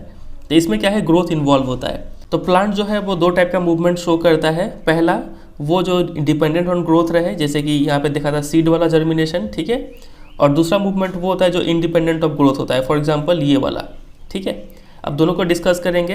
पहला स्टार्ट करते हैं, इमीडिएट रेस्पॉन्स टू स्टिमुलस। मतलब हम लोग वो मूवमेंट के बारे में देखने वाले हैं जो इंडिपेंडेंट ऑफ ग्रोथ है। ठीक है, जिसमें इमीडिएट रेस्पॉन्स मिल जाता है। स्टिमुलस मतलब हम लोग यहाँ पे क्या करें, छूने से इमीडिएट रेस्पॉन्स मिल जा रहा है। चलिए देखते हैं। अब चूंकि यहाँ पे कोई ग्रोथ इन्वॉल्व नहीं होता है, the plant must actually move it leaves in response to touch. तो चूंकि यहाँ पे कोई ग्रोथ इन्वॉल्व नहीं है, इसका मतलब प्लांट ने खुद ही पत्ते को मूव कराया होगा टच के रेस्पॉन्स में। ठीक है, लेकिन हमें ये भी पता है कि यहाँ पे कोई नर्वस टिश्यू नहीं है, ना ही कोई मसल है। तो प्लांट इस टच को डिटेक्ट कैसे करता है, पहचानता कैसे कि हमें कोई छुआ, और कैसे जो है वो लीव्स मूव करते हैं, इस चीज़ को समझना यहाँ पे ज़रूरी होता है। अगर प्लांट के पास नर्वस टिश्यू होता तब तो हम समझ पाते कि नर्व्स के जरिए इन्होंने इसको डिटेक्ट किया। ठीक है, और फिर मसल्स के जरिए इन्होंने मूव कराया होगा अपने लीव्स को। लेकिन ना ही नर्वस टिश्यू है, ना ही मसल है, तब प्लांट ये काम को कैसे करता है, चलिए देखते हैं। अगर हम इस बात के बारे में सोचें कि हम प्लांट को कहाँ पे छू रहे हैं और प्लांट कहाँ पे मूव कर रहा है, तो एक चीज़ हम नोटिस करेंगे। क्या बोलिए, तो अगर हम इस पत्ते को यहाँ पे भी छूते हैं ना, ठीक है, इस पॉइंट में, तो यहाँ का जो पत्ता है ये भी क्या होगा, मुरझा जाएगा। ठीक है, तो ऐसा कैसे हुआ, इसका मतलब तो यहाँ पे जो छुआ है, ये जो इन्फॉर्मेशन है, ये इन्फॉर्मेशन यहाँ तक कम्युनिकेट किया गया होगा, ये इन्फॉर्मेशन यहाँ से यहाँ तक पहुँचा होगा। ठीक है, तो ये चीज़ हमने यहाँ पे नोटिस किया। फिर देखते हैं आगे क्या लिखा हुआ है। तो अगर हम इस बात पर गौर करें कि हमने कहाँ पे टच किया और मूवमेंट कहाँ पे देखने को मिल रहा है, तो हम नोटिस करेंगे कि information that a touch has awkward must be communicated. ये जो इन्फॉर्मेशन है कि हमें किसी ने छुआ है, ये इन्फॉर्मेशन जरूर कम्युनिकेट हुआ होगा, मतलब यहाँ से यहाँ तक ये इन्फॉर्मेशन पहुँचा होगा, यहाँ से यहाँ तक। ठीक है, तो प्लांट क्या यूज़ करते हैं, देखिए, the plant also use electrical chemical means to convey its information from cell to cell. तो प्लांट भी यही तरीका यूज़ करते हैं, इलेक्ट्रिकल केमिकल मीन्स। ठीक है, इलेक्ट्रोकेमिकल इम्पल्स के जरिए ये भी इंफॉर्मेशन ट्रांसफर करते हैं। लेकिन but unlike in animals there is no specialized tissue in plants for the conduction of information. Difference यही है प्लांट्स और एनिमल्स में कि प्लांट के पास कोई स्पेशलाइज्ड टिश्यू यानी जो नर्व्स है वो नहीं है इनके पास। ठीक है, जिससे वो इन्फॉर्मेशन को कंडक्ट कर पाए।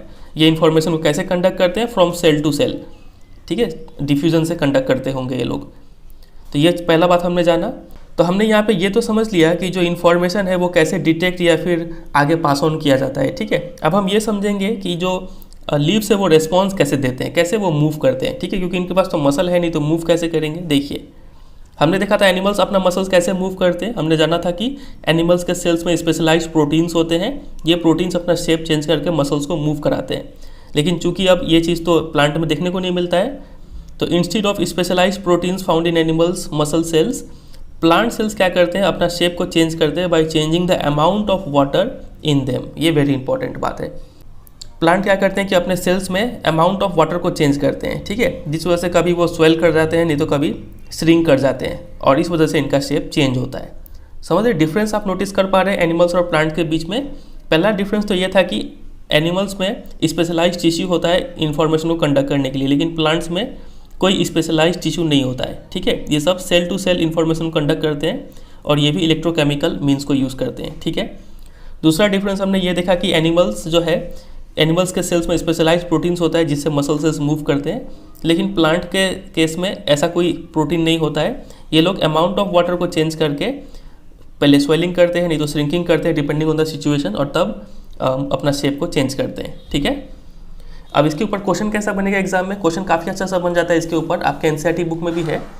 एक्सरसाइज का क्वेश्चन नंबर 12 अगर आप देखें, उसमें पूछा गया है कि What is the difference between the manner in which movement takes place in a sensitive plant and the movement in our legs? तो सेंसिटिव प्लांट का मूवमेंट यानी इस मूवमेंट का बारे में, और जो हमारे लेग्स का मूवमेंट है यानी किसी भी एनिमल्स का जो मूवमेंट है, उन दोनों में क्या डिफरेंस है। तो यही 2 पॉइंट का डिफरेंस आप लिखेंगे, ठीक है, जो मैंने अभी कहा है। समझ रहे बात का गहराई को? अच्छा लग रहा है? चलिए आगे मूव करें। तो अभी तक हमने देखा था कि जो प्लांट में 2 टाइप का मूवमेंट देखने को मिलता है। एक होता है मूवमेंट इंडिपेंडेंट ऑफ ग्रोथ, जैसा कि ये, जिसमें इमीडिएट रेस्पॉन्स होता है, ठीक है, प्लांट तुरंत रेस्पॉन्स शो करता है। और एक ऐसा मूवमेंट है जो डिपेंडेंट ऑन ग्रोथ है, जिसमें थोड़ा टाइम लग जाता है, ठीक है। अब हम इसको स्टडी करेंगे। ये हमने देख लिया, इसके बारे में इतना ही चीज़ जानना था हमें। तो स्टार्ट करते हैं मूवमेंट डिपेंडेंट ऑन ग्रोथ। तो अगला टॉपिक है मूवमेंट ड्यू टू ग्रोथ, ठीक है। चलिए थोड़ा पढ़ते हैं, तब इसको समझेंगे। Some plants like the pea plants climb up other plants or fences by means of tendrils. कुछ प्लांट जैसे कि हो गया मटर के पौधे, ये सब क्या करते हैं?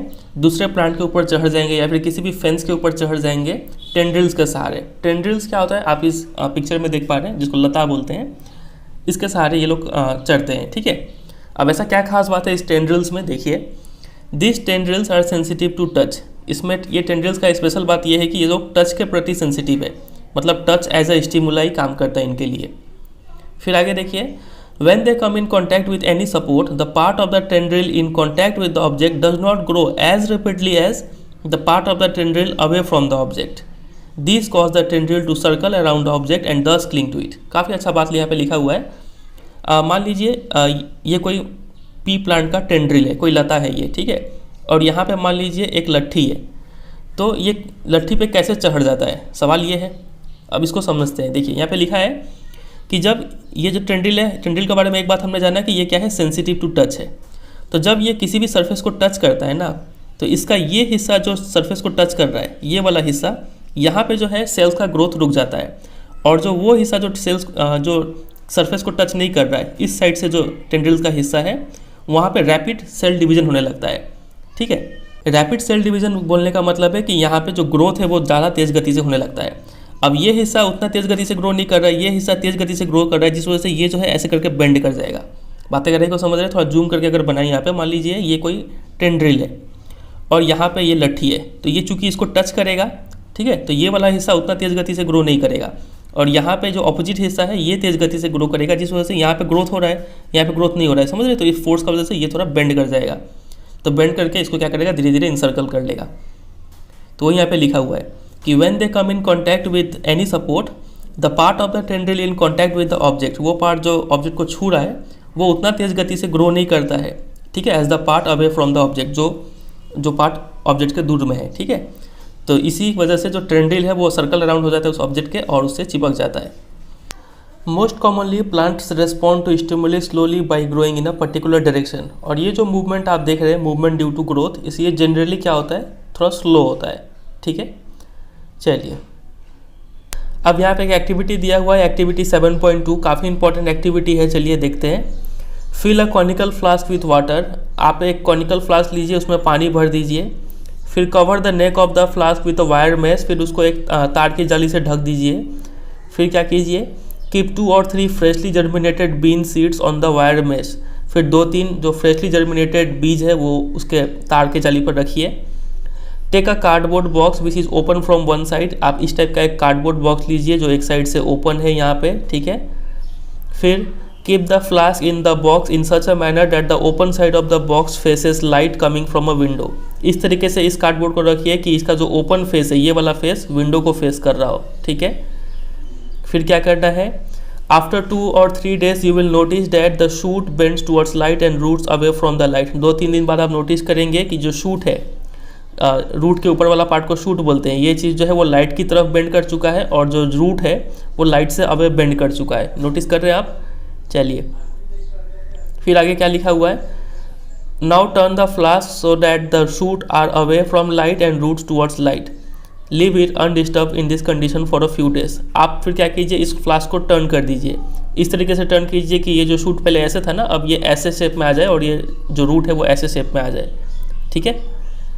फिर 2-3 दिन बाद फिर से देखिए, have the old parts of the shoot and route change direction. तो आप पाएंगे कि फिर से डायरेक्शन चेंज हो गया है। आप इसको अगर घुमा देंगे ना, घुमाने के बाद ऐसा हो गया, जड़ ऐसा हो गया, लेकिन 3-4 दिन बाद आप नोटिस करेंगे कि फिर से ये प्लांट वैसा हो गया है और जड़ इधर आ गया है। तो ये क्या इससे कंक्लूजन मिलता है, तो इसे ये कंक्लूजन मिलता है कि जो यहाँ पे जो लाइट है वो एज अ स्टिमुलस काम कर रहा है प्लांट के लिए।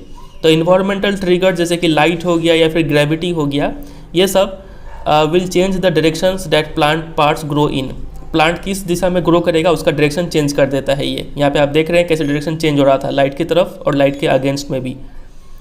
ये जो डायरेक्शनल या फिर ट्रॉपिक मूवमेंट है वो क्या तो टुवर्ड्स द स्टिमुलस हो सकता है या फिर अवे फ्रॉम द स्टिमुलस हो सकता है। यहाँ पे हम देख रहे थे कि जो शूट का जो मूवमेंट है वो towards the stimulus, towards the light हो रहा है, और रूट का मूवमेंट है अवे फ्रॉम द स्टिमुलस, ठीक है। यहाँ पे एक वर्ड है ट्रॉपिक, ये क्या है अभी हम समझेंगे थोड़ी देर में, पहले पढ़ लेते हैं। So in 2 different kinds of phototropic movement, shoot respond by bending towards light while root respond by bending away from it. वही हमने यहाँ पे देखा कि 2 टाइप का यहाँ पे फोटोट्रॉपिक मूवमेंट है। ये बार बार ट्रॉपिक वर्ड आ रहा है, अभी समझेंगे, ठीक है। इसको फिलहाल आप सिर्फ इतना समझिए कि ये जो मूवमेंट है इसको ट्रॉपिक मूवमेंट बोला जा रहा है, और इसमें जो शूट है वो टुवर्ड्स द लाइट मूव कर रहा है और जो रूट है वो away from the light move कर रहा है, ठीक है। अब समझते हैं ये ट्रॉपिक मूवमेंट क्या होता है। ट्रॉपिक मूवमेंट को ट्रॉपिज्म भी बोलते हैं। इसका डेफिनेशन है a growth movement of a plant part in response to an external stimuli towards और away from it is called tropism. Plant का ग्रोथ होना, ठीक है, प्लांट का ग्रोथ वाला मूवमेंट होना किसी भी स्टिमुली के रेस्पॉन्स में, क्या तो टुवर्ड्स द स्टिमुली या फिर अवे फ्रॉम द स्टिमुली, कहलाएगा ट्रॉपिज्म। स्टिमुली समझते हैं, स्टिमुलस का प्लूरल है। स्टिमुलस मतलब यहाँ पे लाइट एक स्टिमुलस है, प्लांट इसके तरफ ग्रो करता है। तो इसका ग्रो करने का जो मूवमेंट है ना, इसी मूवमेंट को हम लोग क्या बोलते हैं, ट्रॉपिज्म बोलते हैं, ठीक है, या फिर ट्रॉपिक मूवमेंट बोलते हैं। अब चूंकि यहाँ पे स्टिमुलस लाइट है, इसलिए हम इस टाइप का मूवमेंट को ज़्यादा स्पेसिफिकली क्या बोलेंगे, फोटोट्रॉपिक मूवमेंट बोलेंगे, क्योंकि लाइट की तरफ मूवमेंट हो रहा है। समझ रहे हैं।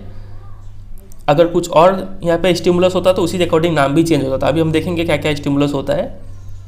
देखिए, यहाँ पे हमने एक ग्रेविटी का जिक्र भी किया था, ठीक है। ग्रेविटी से भी प्लांट का मूवमेंट इफेक्ट होता है। आप यहाँ पे एक देख पा रहे हैं, प्लांट शोइंग जियोट्रॉपिज्म। यहाँ पे एक प्लांट को ग्रो किया गया है, तो यहाँ पे जो रूट है वो टुवर्ड्स द ग्रेविटी की तरफ जा रहा है, नीचे की तरफ जा रहा है, और जो शूट है वो अवे फ्रॉम द ग्रेविटी जा रहा है, ठीक है। तो यहाँ पे जो प्लांट का ग्रोथ मूवमेंट है वो ग्रेविटी से इफेक्ट हो रहा है।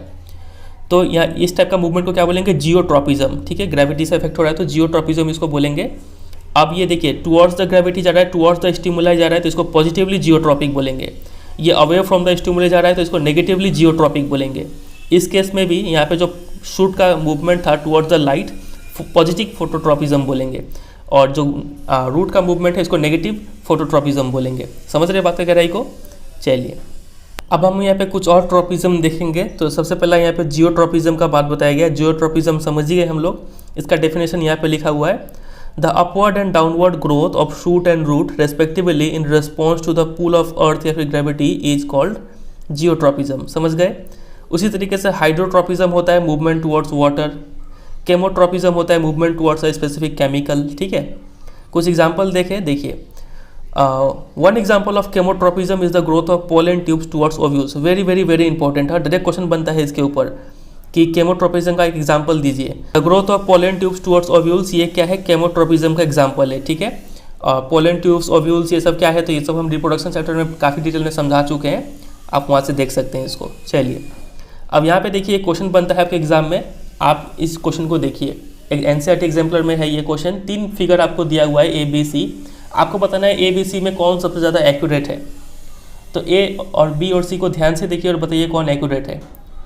तो अगर आपने इसका आंसर A दिया है तो आप बिल्कुल राइट है, क्योंकि A में आप देख रहे हैं जो शूट है और रूट है दोनों एक दूसरे के एकदम ऑपोजिट है। B और C में उतना ऑपोजिट नहीं दिख रहे, ठीक है, डायरेक्शन सेम हो जा रहा है। तो A को ज़्यादा एक्यूरेट माना जाएगा, क्योंकि जो यहाँ पे प्लांट का जो रूट है वो डाउनवर्ड ग्रो कर रहा है और इन रिस्पॉन्स टू ग्रेविटी, और जो शूट है वो अपवर्ड ग्रो कर रहा है अवे फ्रॉम द ग्रेविटी, एकदम ऑपोजिट बैलेंस किया हुआ है दोनों। चलिए अब हम हाइड्रोट्रोपिज्म को थोड़ा डिटेल में डिस्कस करेंगे। एग्जाम में क्वेश्चन आ सकता है कि आप हाइड्रोट्रोपिज्म को एक्सप्लेन कीजिए with the help of an activity, ठीक है। तो इसका डेफिनेशन तो हम जानते ही हैं कि मूवमेंट टुवर्ड्स द वाटर, ठीक है। अब इसको थोड़ा एक एक्टिविटी से भी समझ लेते हैं कि मान लीजिए हम यहाँ पे क्या ले रहे हैं, टब ले रहे हैं, ठीक है, और इस टब में क्या कर रहे हैं, ड्राई सैंड भर दे रहे हैं। फिर ड्राई सैंड भरने के बाद इसमें हम क्या करेंगे कि एक छोटा सा पी का सीडलिंग लगा देंगे यहाँ पे, ठीक है। मान लीजिए ये पी का सीडलिंग है, और चूंकि ये ड्राई सैंड है तो इसको पानी मिल नहीं रहा है। अब यहाँ पे हम क्या करेंगे कि एक पोरस पॉट लेंगे, मिट्टी का गमला, और उसमें थोड़ा पानी रख के इसमें लगा देंगे, ठीक है। फिर क्या होगा कि हम कुछ दिन तक इसको छोड़ेंगे तो हम पाएंगे कि जिसका जो रूट है ना, ये रूट इसका तरफ बेंड कर चुका है। ये जो पी प्लांट का जो रूट है वो इस पानी की तरफ बेंड कर चुका है। तो यहाँ पे जो रूट का मूवमेंट है टुवर्ड्स द वाटर हो गया है, और यही एक एग्जाम्पल है हाइड्रोट्रोपिज्म का। समझ रहे बातें गहराई को। चलिए, और फिर एग्जाम में आपसे फोटोट्रोपिज्म को भी एक्सप्लेन करने के लिए बोल सकते हैं with the help of activity, ठीक है। तो क्या क्या स्टेप्स आपको फॉलो करने हैं वो ध्यान रखेंगे, ये डायग्राम आप ध्यान रखेंगे, और साथ ही साथ जो कंक्लूजन है ये वेरी इंपॉर्टेंट है, ठीक है। इतना चीज़ आप लिखेंगे एक्टिविटी में। चलिए आगे मूव करते हैं। अब हम यहाँ पे दोनों टाइप के मूवमेंट को एनालाइज करेंगे। देखिए सबसे पहला मूवमेंट जो था, the movement of sensitive plant in response to touch is very quick. पहला जो मूवमेंट हमने देखा था कि जो मूवमेंट इंडिपेंडेंट ऑफ ग्रोथ था वो काफ़ी क्विक मूवमेंट था वहाँ पे। और वहीं दूसरा तरफ ऐसा मूवमेंट है, the movement of sunflowers in response to day और night on the other hand is quite slow. ये जो मूवमेंट है सनफ्लावर का in response to day and night, ये काफ़ी स्लो टाइप का मूवमेंट है, ठीक है। क्या बता सकते हैं ये कौन सा टाइप का ट्रोपिज्म है? सनफ्लावर जो है वो डे और नाइट में बेंड करता है, तो ये किस टाइप का मूवमेंट होगा? तो सही कहा आपने, ये है फोटोट्रोपिज्म, ठीक है। तो यहाँ पे हमने समझा कि जो कंट्रोल मूवमेंट्स होते हैं वो क्या तो स्लो हो सकता है, नहीं तो फास्ट हो सकता है। और अगर हमें फास्ट रिस्पॉन्स चाहिए किसी भी स्टिमुली के लिए, तो वहाँ पे क्या होना पड़ेगा, इन्फॉर्मेशन ट्रांसफ़र काफ़ी फास्ट होना पड़ेगा, तभी हमें फास्ट रिस्पॉन्स मिल पाएगा। तो इसके लिए जब इन्फॉर्मेशन हमें अगर फास्ट ट्रांसफ़र करना है, इसका मतलब जो मीडियम ऑफ ट्रांसमिशन है जिसके जरिए हम इन्फॉर्मेशन ट्रांसफॉर्म कर रहे हैं, फॉर एग्जांपल ह्यूमन के केस में इलेक्ट्रिकल इम्पल्स, ठीक है, तो वो मीडियम ऑफ ट्रांसमिशन जो है वो भी काफ़ी तेज़ गति से मूव करना पड़ेगा। बोलने का मतलब है कि अगर आप इन्फॉर्मेशन तेज़ गति से देंगे तो इन्फॉर्मेशन जल्दी ट्रांसफ़र होगा और तभी आपको फास्ट रेस्पॉन्स देखने को मिलेगा, ठीक है। तो फास्ट रेस्पॉन्स के लिए जो इलेक्ट्रिकल इम्पल्स होते हैं इनको सबसे अच्छा माना जाता है, लेकिन इस इलेक्ट्रिकल इम्पल्स का भी कुछ लिमिटेशन है। 2 लिमिटेशन यहाँ पे बताया गया है। पहला, ये जो इलेक्ट्रिकल इम्पल्स है सिर्फ उसी सेल्स में पहुँचेंगे जो नर्वस टिश्यू से कनेक्टेड है। याद है हमने देखा था कि जो न्यूरॉन्स है उसी में सिर्फ इलेक्ट्रिकल इम्पल्स ट्रैवल करते हैं। तो इसका मतलब ये ईच एंड एवरी सेल में नहीं पहुँच सकते हैं किसी भी एनिमल बॉडी में, ठीक है। और दूसरा इसका लिमिटेशन ये है कि एक बार मान लीजिए किसी सेल से इलेक्ट्रिकल इम्पल्स गुजरा है तो उसके बाद उस सेल को वापस अपना पूरा मैकेनिज्म को रीसेट करना पड़ेगा, उसके बाद ही वो कोई नया इम्पल्स सेंड कर सकता है। यानी सेल्स जो है वो continuously can not create and transmit electrical impulse, लगातार ये मैसेज सेंड नहीं कर सकता है। तो ये 2 लिमिटेशन है इलेक्ट्रिकल इम्पल्स का, इंडायरेक्टली बोल सकते हैं नर्वस सिस्टम का, ठीक है। तो it is thus no wonder that most multicellular organism use another means of communication between cells, namely chemical communication. तो इसीलिए ज़्यादातर मल्टीसेलुलर ऑर्गेनिजम्स एक और तरीका इस्तेमाल करते हैं कम्युनिकेशन का, जिसको बोलते हैं केमिकल कम्युनिकेशन। इसमें हार्मोन्स का यूज़ किया जाता है, ठीक है। चलिए, तो अगर जो ऑर्गेनिजम्स है वो इलेक्ट्रिकल इम्पल्स के बजाय क्या यूज़ करने लगे, कोई एक केमिकल कंपाउंड यूज़ करने लगे, तो ये केमिकल कंपाउंड काम कैसे करेगा, ये डिफ्यूज़ करेगा। डिफ्यूज़ समझते हैं, diffusion, movement from high concentration to low concentration, ठीक है। तो वो केमिकल हाई कंसनट्रेशन वाले रीजन से लो कंसनट्रेशन वाले रीजन पे डिफ्यूज़ करेगा, और जैसे जैसे आगे का सेल्स उस कंपाउंड को डिटेक्ट करेंगे तो वो सेल भी उस कंपाउंड को रिसीव करेंगे, फिर वो सेल आगे और ट्रांसमिट करेंगे उसको, ठीक है। तो जाहिर सा बात है इतना झंझट वाला काम करने में ये काफ़ी स्लो प्रोसेस होगा, काफ़ी टाइम कंज्यूमिंग होगा, लेकिन इसका एडवांटेज ये है कि it can potentially reach all the cells of the body, ये शरीर के सभी सेल्स में पहुंच सकता है। और ये जो इलेक्ट्रिकल इम्पल्स था ये तो फास्ट होता है लेकिन सभी सेल्स में नहीं पहुंच सकता, ये सिर्फ जो नर्वस टिश्यू है, नर्व्स है, वहीं पे ये काम करता है, ठीक है। तो regardless of nervous connection and it can be done steadily and persistently, तो नर्वस कनेक्शन के ऑपोजिट ये सभी सेल्स में पहुंचता है और ये लगातार भी किया जा सकता है, ठीक है। दो एडवांटेज है केमिकल कम्युनिकेशन का। आगे चल के हम डिफरेंस देखेंगे नर्वस सिस्टम और हार्मोनल सिस्टम में, फिलहाल आप सिर्फ समझते चलिए, और जिसे जो हम अंडरलाइन किए हैं वैसे आप भी अंडरलाइन करके रखिएगा। तो ये जो कंपाउंड्स है जिसको हार्मोन्स भी बोलते हैं, ये मल्टी सेलुलर ऑर्गेनिज्म यूज़ करते हैं और ये हर ऑर्गेनिज्म में काफ़ी वैरायटी वाले में पाया जाता है। इंसान में भी काफ़ी टाइप का जो ये हार्मोन्स पाया जाता है, उसी तरीके से प्लांट में भी काफ़ी टाइप का हार्मोन्स पाया जाता है। तो different plant hormones help to coordinate growth, development and responses to the environment. तो यहीं से प्लांट हार्मोन का डेफिनेशन निकल के आता है। एग्जाम में आपसे क्वेश्चन पूछेंगे कि डिफाइन प्लांट हार्मोन, तो आपको लिखना होगा कि plant hormones are the chemical substances that help to coordinate growth, development and responses to the environment. समझ गए? दे आर सिंथेसाइज मतलब manufactured at places away from where they act and simply diffuse to the area of action. ये जो hormones है वो किसी और place में बनाए जाते हैं, मतलब ये मान लीजिए इतना बड़ा अगर प्लांट है तो मान लीजिए यहाँ पे हार्मोन बन रहा है और यहाँ पे इसका ज़रूरत है, तो किसी और जगह पे ये सिंथेसाइज किए जाते हैं और बाद में उसको सिंपली डिफ्यूजन प्रोसेस से वो वहाँ पे जाता है जहाँ पे उसको काम करना है, ठीक है।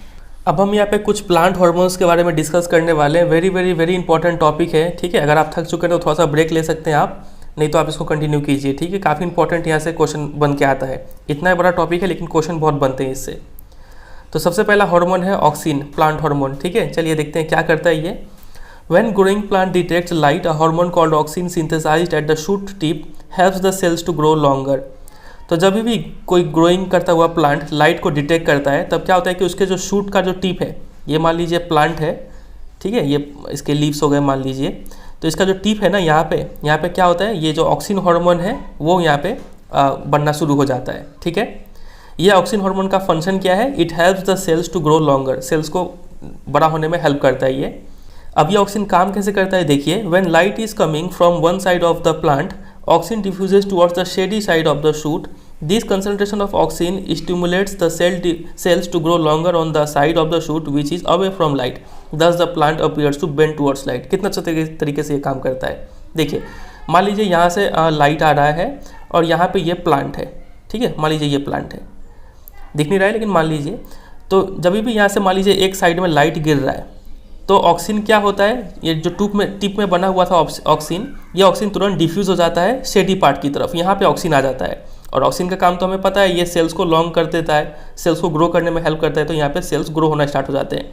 अब यहाँ पे उतना ग्रोथ नहीं हो रहा है, ये ग्रोथ हो रहा है, जिस वजह से ये जबरदस्ती आगे बढ़ने की कोशिश कर रहा है लेकिन इधर से उतना ग्रोथ नहीं मिल रहा है, तो इस वजह से ये प्लांट क्या होता है, बेंड हो जाता है टुवर्ड्स द लाइट।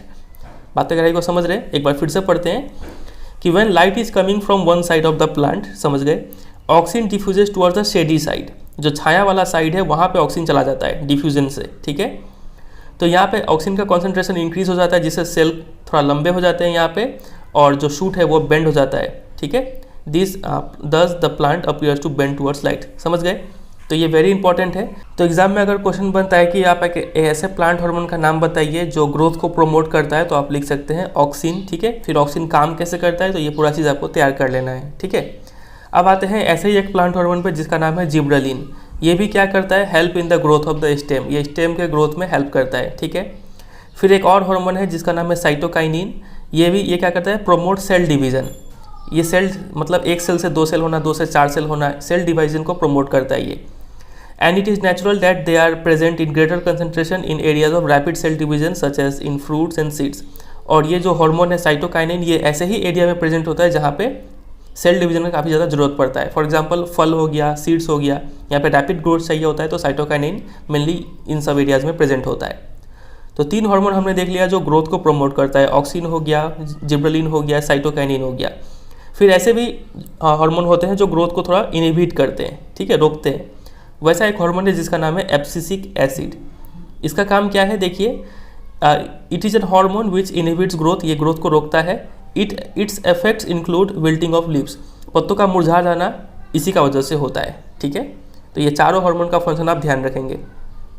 चलिए कुछ क्वेश्चंस देखा जाए यहाँ से। सबसे पहला क्वेश्चन है कि व्हाट आर प्लांट हार्मोन्स। तो प्लांट हार्मोन्स का डेफिनेशन यही रहा कि plant hormones are the chemical substances that help to coordinate growth, development and responses to the environment. आप ये सब कुछ एग्जाम्पल भी दे सकते हैं चारों हार्मोन्स का, ठीक है। फिर क्वेश्चन नंबर 2 देखिए, how is the movement of leaves of the sensitive plant different from movement of a shoot towards light. दो मूवमेंट यहाँ पे बताया गया है, एक सेंसिटिव प्लांट वाला मूवमेंट, मतलब ये मूवमेंट इंडिपेंडेंट ऑफ ग्रोथ है, और दूसरा मूवमेंट है शूट का, मतलब ये मूवमेंट डिपेंडेंट ऑन ग्रोथ है। दोनों में डिफरेंस क्या है? तो कई सारा डिफरेंस हम लिख सकते हैं यहाँ पे। सबसे पहला डिफरेंस तो ये लिख सकते हैं कि it is the movement independent of growth, और इसमें लिखेंगे it is the movement dependent on growth, ठीक है। यहाँ पे स्टिमुलस क्या था बताइए? यहाँ पे स्टिमुलस था टच, और यहाँ पे स्टिमुलस क्या है? लाइट। लाइट का वजह से यहाँ पे ये मूवमेंट देखने को मिल रहा है, ठीक है। फिर यहाँ पे जो मूवमेंट है, मूवमेंट ऑफ लिप्स, ये कैसे हो रहा है? By changing the amount of water in the lips, ठीक है। लेकिन यहाँ पे जो मूवमेंट है, movement of shoot towards light, यहाँ पे मूवमेंट किस वजह से हो रहा है? It is caused by the unequal growth on the two sides of the shoot. Shoot का जो है, एक साइड ज़्यादा ग्रोथ होता है, एक साइड कम ग्रोथ होता है, जिस वजह से ये शूट बेंड कर जाता है, ठीक है। तो यहाँ पे शूट का अनइक्वल ग्रोथ का वजह से दोनों साइड में ये मूवमेंट देखने को मिलता है। लेकिन यहाँ पे जो मूवमेंट था वो कैसे हो जाता है? Bye regulating the amount of water. फिर और एक डिफरेंस हम यहाँ पे लिख सकते हैं कि ये जो मूवमेंट है वो डिपेंड नहीं करता है कि किस डायरेक्शन में स्टिमुलस अप्लाई किया गया है, कहीं से भी छूइए वो मूवमेंट वैसा ही करेगा। लेकिन ये जो मूवमेंट है, मूवमेंट ऑफ शूट, ये डिपेंड करता है कि स्टिमुलस किस डायरेक्शन से अप्लाइड किया गया है, ठीक है। तो ऐसा कुछ डिफरेंस 3-4 पॉइंट का आप लिख सकते हैं। आगे मूव करें क्वेश्चन नंबर 3 में, give an example of a plant hormone that promotes growth. तो कई सारे हार्मोन ग्रोथ को प्रमोट करते हैं। 3 हमने देखा था, ऑक्सिन, जिबरेलिन, साइटोकाइनिन, कोई भी आप एक लिख सकते हैं। क्वेश्चन नंबर 4 देखिए, how do auxins promote the growth of a tendril around a support. तो ऑक्सिन्स कैसे हेल्प करता है ग्रोथ ऑफ टेंड्रिल का अराउंड अ सपोर्ट। तो टेंड्रिल के केस में भी हमने यही देखा था कि टेंड्रिल जो है सेंसिटिव टू टच होता है, जो सरफेस को वो टच करता है वो कम तेज़ी से ग्रो करता है, और जो दूसरा साइड में जो सरफेस होता है वो ज़्यादा तेज़ गति से ग्रो करता है, जिस वजह से ये टेंड्रिल सर्कल हो जाता है अराउंड द सरफेस। तो आपको यही बात लिखना पड़ेगा कि ऑक्सिन कैसे काम करता है, ठीक है। ये चीज़ आपको यहाँ पे लिखना पड़ेगा। आगे मूव करते हैं क्वेश्चन नंबर 4 पे। 4 हो गया, 5 पे आते हैं। Design an experiment to demonstrate hydrotropism. Hydrotropism को कैसे डेमोन्स्ट्रेट करेंगे? तो वही वाला आप जो टब वाला हम समझाए थे आपको, टब में पहले ड्राई सैंड लेंगे, उसमें एक पी सीडलिंग ग्रो करेंगे, ठीक है। फिर यहाँ पे एक पोरस पॉट भी रखेंगे जिसमें वाटर होगा। तो कुछ दिन बाद आप नोटिस करेंगे कि जो इसका जो रूट है वो कहाँ बेंड कर गया, टुवर्ड्स द वाटर। तो ये एक हाइड्रोट्रोपिज्म का मूवमेंट है, ठीक है।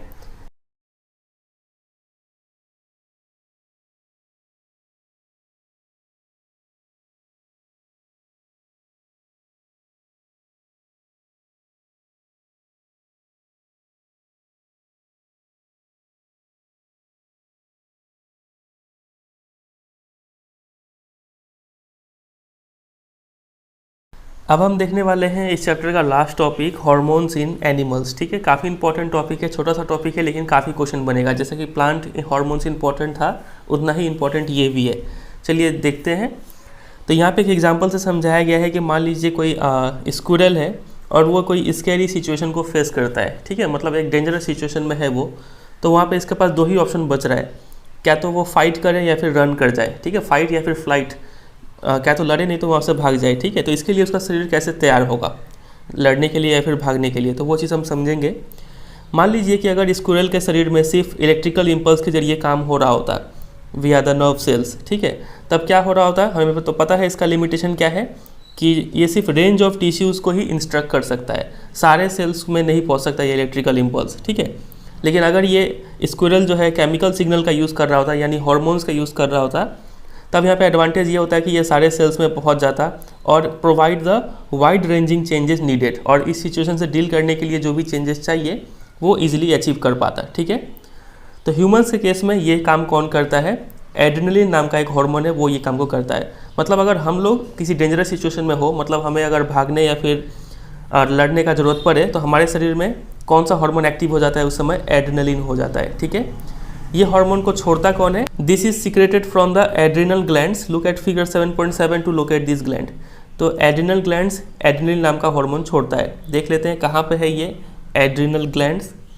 तो यहाँ पे आप दो डायग्राम देख पा रहे हैं और इतना तो आप में कॉमन सेंस है कि आप ये समझ पाए कि ये एक मेल का डायग्राम है और ये एक फीमेल का डायग्राम है। ठीक है, दोनों में सारा चीज़ सेम है, बस डिफरेंस ये है कि मेल के केस में यहाँ पे टेस्टिस है और फीमेल के केस में यहाँ पे ओवेरी है। ठीक है, तो हम ढूंढने आए थे एड्रिनल ग्लैंड्स। कहाँ पे है एड्रिनल ग्लैंड्स? तो ये रहा, जो लाल लाल जो किडनी है उसके ऊपर दो कैप जैसा है येलो येलो, इसको बोलते हैं एड्रिनल ग्लैंड्स। ठीक है, फीमेल के केस में भी यहाँ पे है एड्रिनल ग्लैंड्स, यही दो पोजीशन पे। ठीक है, ये कौन सा हार्मोन छोड़ता है बोलिए? Adrenaline hormone. एड्रेनलिन हार्मोन का काम क्या है? तो ये फ्लाइट या फिर फाइट सिचुएशन से डील करने के लिए हेल्प करता है। ठीक है, और देखिए और भी इसका फंक्शन है, हम देखेंगे। ये जो आप जितना भी यहाँ पे ग्लैंड्स देख रहे हैं, थायराइड ग्लैंड हो गया, पिट्यूटरी ग्लैंड हो गया, parathyroid glands, hypothalamus, pancreas, testis, ये सभी ग्लैंड को हम लोग क्या बोलते हैं? एंडोक्राइन ग्लैंड्स बोलते हैं। ठीक है, एंडोक्राइन ग्लैंड्स मतलब ये शरीर के अंदर ही छोड़ा जाता है, समझ रहे? चलिए अब हम यहाँ पे कुछ एड्रेनलिन का और भी अच्छे से फंक्शन देखेंगे, काम कैसे करता है ये। तो adrenaline is secreted directly into the blood and carry to different parts of the body. Adrenaline hormone हो गया या फिर कोई भी जो एंडोक्राइन ग्लैंड वाला हार्मोन हो गया, ठीक है, उन सब का ये फीचर है कि ये लोग डायरेक्टली ब्लड में छोड़े जाते हैं। कोई अलग से ट्यूब नहीं होता है कि वो ट्यूब वहाँ से आके ब्लड में छोड़ेगा। ठीक है, डायरेक्टली ये लोग ब्लड में अपना जो रस है वो डाल देते हैं। इसलिए इन एंडोक्राइन ग्लैंड सबको डक्टलेस ग्लैंड भी बोलते हैं, क्योंकि कोई डक्ट नहीं है, कोई ट्यूब नहीं है इनका रस को कैरी करने के लिए। ये अपना रस डायरेक्टली ब्लड में डालते हैं और फिर उसको ही अलग अलग पार्ट्स में ले जाया जाता है। द टारगेट ऑर्गन्स और the specific tissues on which it acts include the heart. तो इसका टारगेट ऑर्गन कौन सा है? एड्रेनलिन का। ये हार्ट को डायरेक्टली टारगेट करता है। हार्ट को कैसे टारगेट करता है देखिए। As a result the heart beats faster resulting in supply of more oxygen to our muscles. जब एड्रेनलिन हार्मोन का सीक्रेशन होता है तो हमारा हार्ट बीट इंक्रीज हो जाता है। क्यों? ताकि जो हमारे मसल्स हैं वहाँ पर ज़्यादा से ज़्यादा ऑक्सीजन जा पाए और हम तैयार हो पाए लड़ने के लिए या फिर भागने के लिए। ठीक है, फिर और भी कुछ होता है देखिए। The blood to the digestive system and skin is reduced due to contraction of muscles around small arteries in this organs. फिर जो हमारा डाइजेस्टिव सिस्टम हो गया और जो स्किन हो गया, यहाँ पे ब्लड सप्लाई कम कर दिया जाता है। क्यों? क्योंकि यहाँ पे जो स्मॉल आर्टरीज है वो दब जाते हैं, यहाँ पे ब्लड का उतना ज़रूरत फिलहाल नहीं होता है। ठीक है, अभी ब्लड को कहाँ डाइवर्ट किया गया है? जो मसल्स है वहाँ पे। ठीक है, और साथ ही साथ this diverts the blood to our skeletal system, जो हड्डी है वहाँ पे भी काफ़ी ज़्यादा ब्लड फ्लो बढ़ जाता है। The breathing rate also increases because of the contraction of the diaphragm and the rib muscles. Diaphragm जो है आप इस पिक्चर में देख पा रहे हैं, आपके लंग्स और स्टमक में बीच एक मसल है, इसको डायफ्राम बोलते हैं। ठीक है, तो इसका कॉन्ट्रैक्शन का वजह से ब्रीदिंग रेट भी बढ़ जाता है, आप जल्दी जल्दी सांस लेने लगते हैं। तो all this responses together enable the animal body to be ready to deal with the situation. तो ये सब जो चेंजेस आया है, ये सब चेंजेस उस एनिमल या फिर ह्यूमंस को तैयार कर देता है वो फ्लाइट, मतलब वो डेंजर सिचुएशन से डील करने के लिए। ठीक है, तो क्या क्या चेंजेस हुआ एक बार रिकैप करें। नंबर 1, इसका सबसे पहले बात आप याद रखेंगे, टारगेट किसको करता है? हार्ट को। हार्ट बीट इंक्रीज होता है जिस वजह से ज़्यादा सप्लाई मिलता है ऑक्सीजन का मसल्स को। ठीक है, फिर डाइजेस्टिव सिस्टम और स्किन, यहाँ पे ब्लड फ्लो कम कर दिया जाता है और इस ब्लड को कहाँ डाइवर्ट किया जाता है? Towards the skeletal system. ठीक है, फिर ब्रीदिंग रेट भी इंक्रीज हो जाता है। बस इतना बात आप ध्यान रखेंगे, काफ़ी होगा। यही है एड्रेनलिन का फंक्शन। ठीक है, एड्रेनलिन को सीक्रेट कौन करता है? Adrenal glands. और इसका लोकेशन भी याद रखेंगे, एग्जाम में ये डायग्राम आके यहाँ पे मान लीजिए नंबरिंग कर दिया जाएगा 1 2 3 और बोलेंगे आइडेंटिफाई करने, तो आपको याद होना चाहिए कि ये कहाँ पे लोकेटेड है। समझ रहे हैं?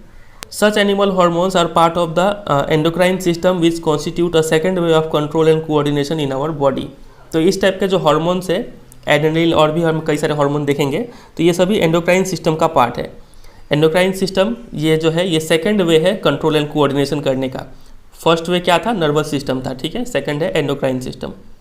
चलिए आगे देखते हैं, और भी कुछ हार्मोन्स के बारे में देखेंगे हम लोग। अगला हार्मोन है thyroxine hormone.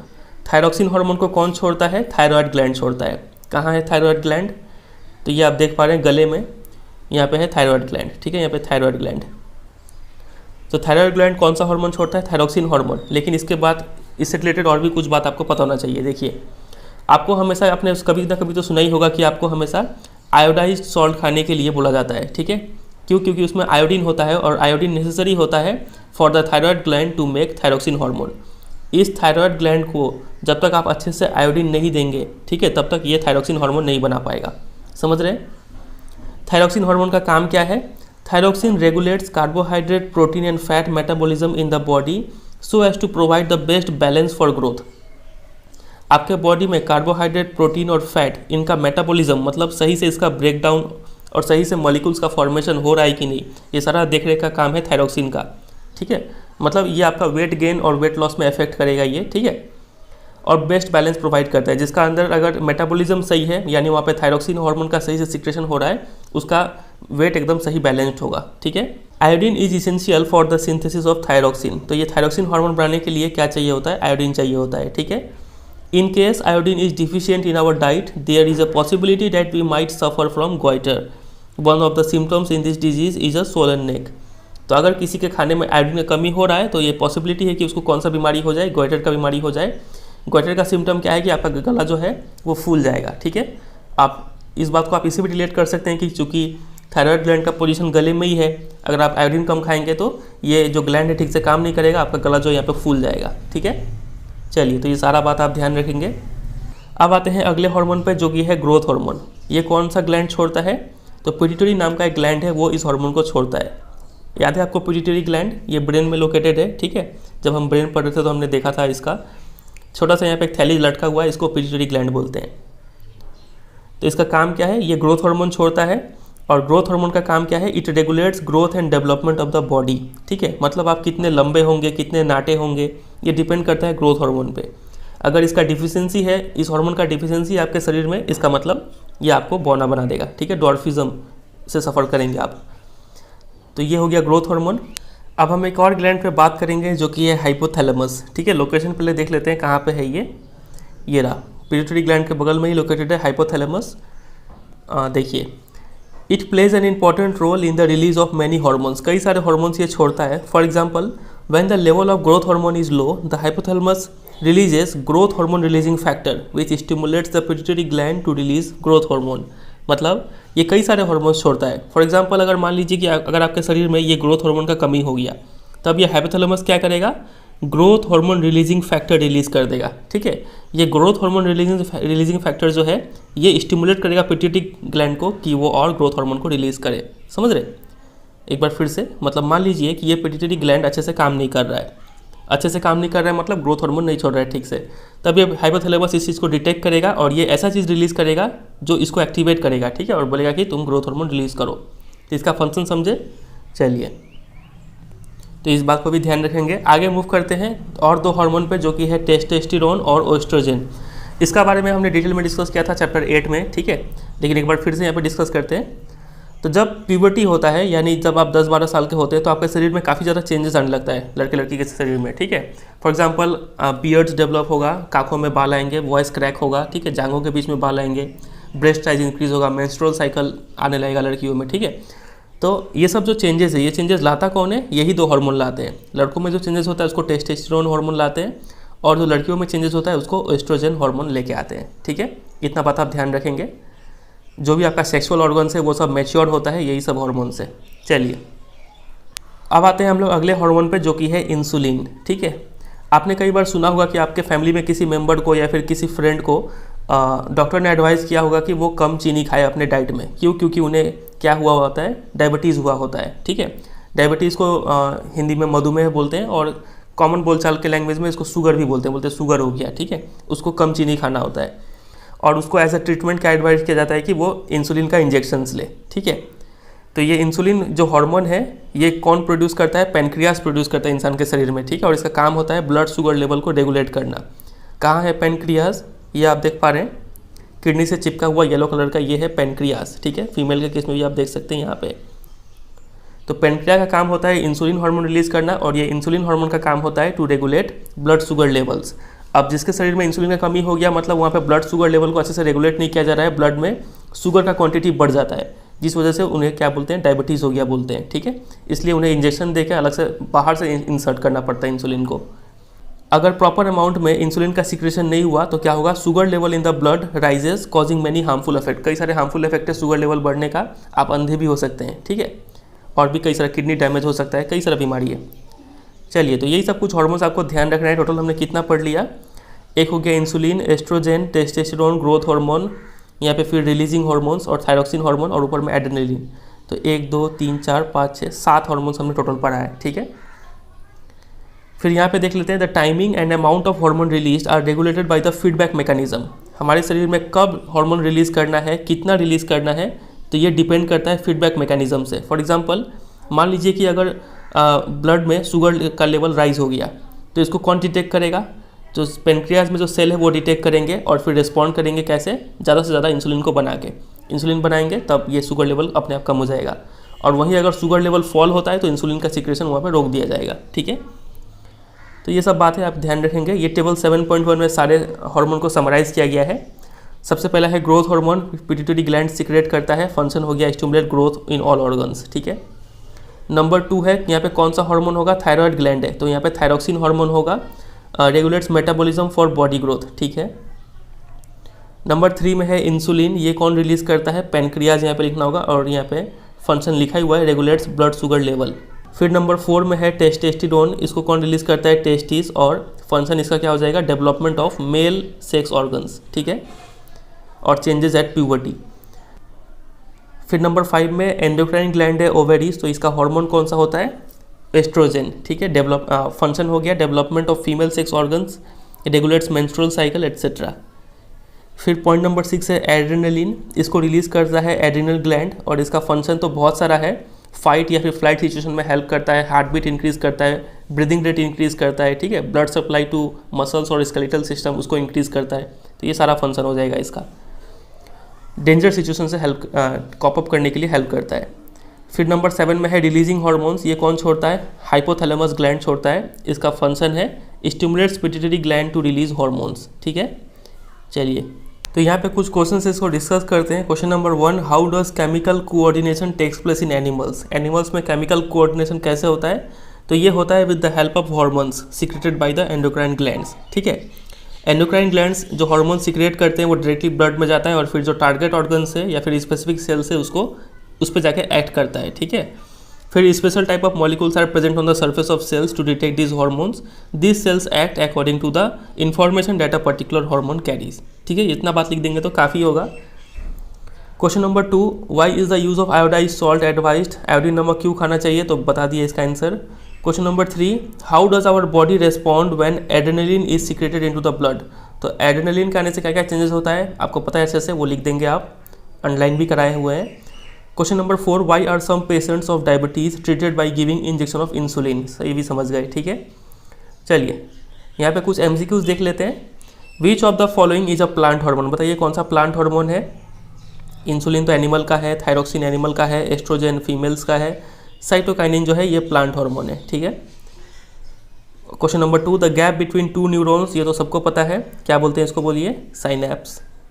Question number 3, the brain is responsible for, brain का काम क्या क्या है, बहुत सारा काम है, सोचने का काम है, रेगुलेट द हार्ट बीट ये भी काम है, बैलेंसिंग द बॉडी ये भी काम है, तो ऑल ऑफ द अबव इसका आंसर हो जाएगा। ठीक है, तो इतना चीज़ आप तैयार करेंगे, और साथ ही साथ ये जो डिफरेंस है, डिफरेंस बिटवीन हार्मोनल कंट्रोल और नर्वस कंट्रोल, यानी एंडोक्राइन सिस्टम और नर्वस सिस्टम में जो डिफरेंस है वो आप भी तैयार करेंगे। देखिए यहाँ पे 7 पॉइंट का डिफरेंस है, काफ़ी ईजी है। पहला पॉइंट है कि हार्मोनल सिस्टम जो है काफ़ी थोड़ा स्लो काम करता है, लेकिन नर्वस सिस्टम थोड़ा रैपिड या फिर इमीडिएट काम कर देता है। पॉइंट नंबर 2, जो हार्मोनल कंट्रोल है वो ट्रांसमिट केमिकली होता है थ्रू द ब्लड, लेकिन नर्वस जो कंट्रोल है वो इलेक्ट्रोकेमिकल इंपल्स के थ्रू मैसेज ट्रांसफर होता है यहाँ पे। ठीक है। पॉइंट नंबर 3, ये किसी भी ऑर्गन को अफेक्ट कर सकता है, सारे शरीर पे ये अफेक्ट करता है हार्मोन्स, लेकिन जो नर्वस सिस्टम है वो ओनली पर्टिकुलर मसल्स या फिर ग्लैंड को ही अफेक्ट करता है। पॉइंट नंबर 4 में यहाँ पे देखेंगे कि इसका जो इफेक्ट है वो शॉर्ट टर्म या फिर लॉन्ग लास्टिंग भी हो सकता है हार्मोन। एक बार आपका हाइट बढ़ा दिया कोई हार्मोन तो वो फिर कमेगा नहीं, लेकिन नर्वस सिस्टम का जो इफेक्ट है वो only short lived temporary effect होता है। पॉइंट नंबर 5 देखिए, कैन इफेक्ट ग्रोथ पे काफ़ी इफेक्ट डालता है हार्मोन्स, लेकिन नर्वस सिस्टम का ग्रोथ पे कोई इफेक्ट नहीं है। ठीक है। पॉइंट नंबर 6, ये can bring about specific chemical changes and regulates metabolism को रेगुलेट करता है, शरीर में केमिकल चेंजेस लाता है, लेकिन नर्वस कंट्रोल जो है वो कोई केमिकल चेंज, कोई मेटाबॉलिज्म को रेगुलेट नहीं करता है। ठीक है। फिर पॉइंट नंबर 7 देखिए, can not be modified by learning from previous experience. आप एक बार जो हार्मोन ने चेंजेस ला दिया वो चेंज को आप रिवर्स नहीं कर सकते हैं, लेकिन नर्वस कंट्रोल में क्या है, यहाँ पे जो पास्ट एक्सपीरियंस से सीख के आप आगे चल के कुछ नया एक्शन ले सकते हैं, मतलब अपना आप एक्शन चेंज कर सकते हैं। ठीक है। तो ये 7 पॉइंट का डिफरेंस आप तैयार करेंगे दोनों के बीच में, काफ़ी इंपॉर्टेंट है ये भी।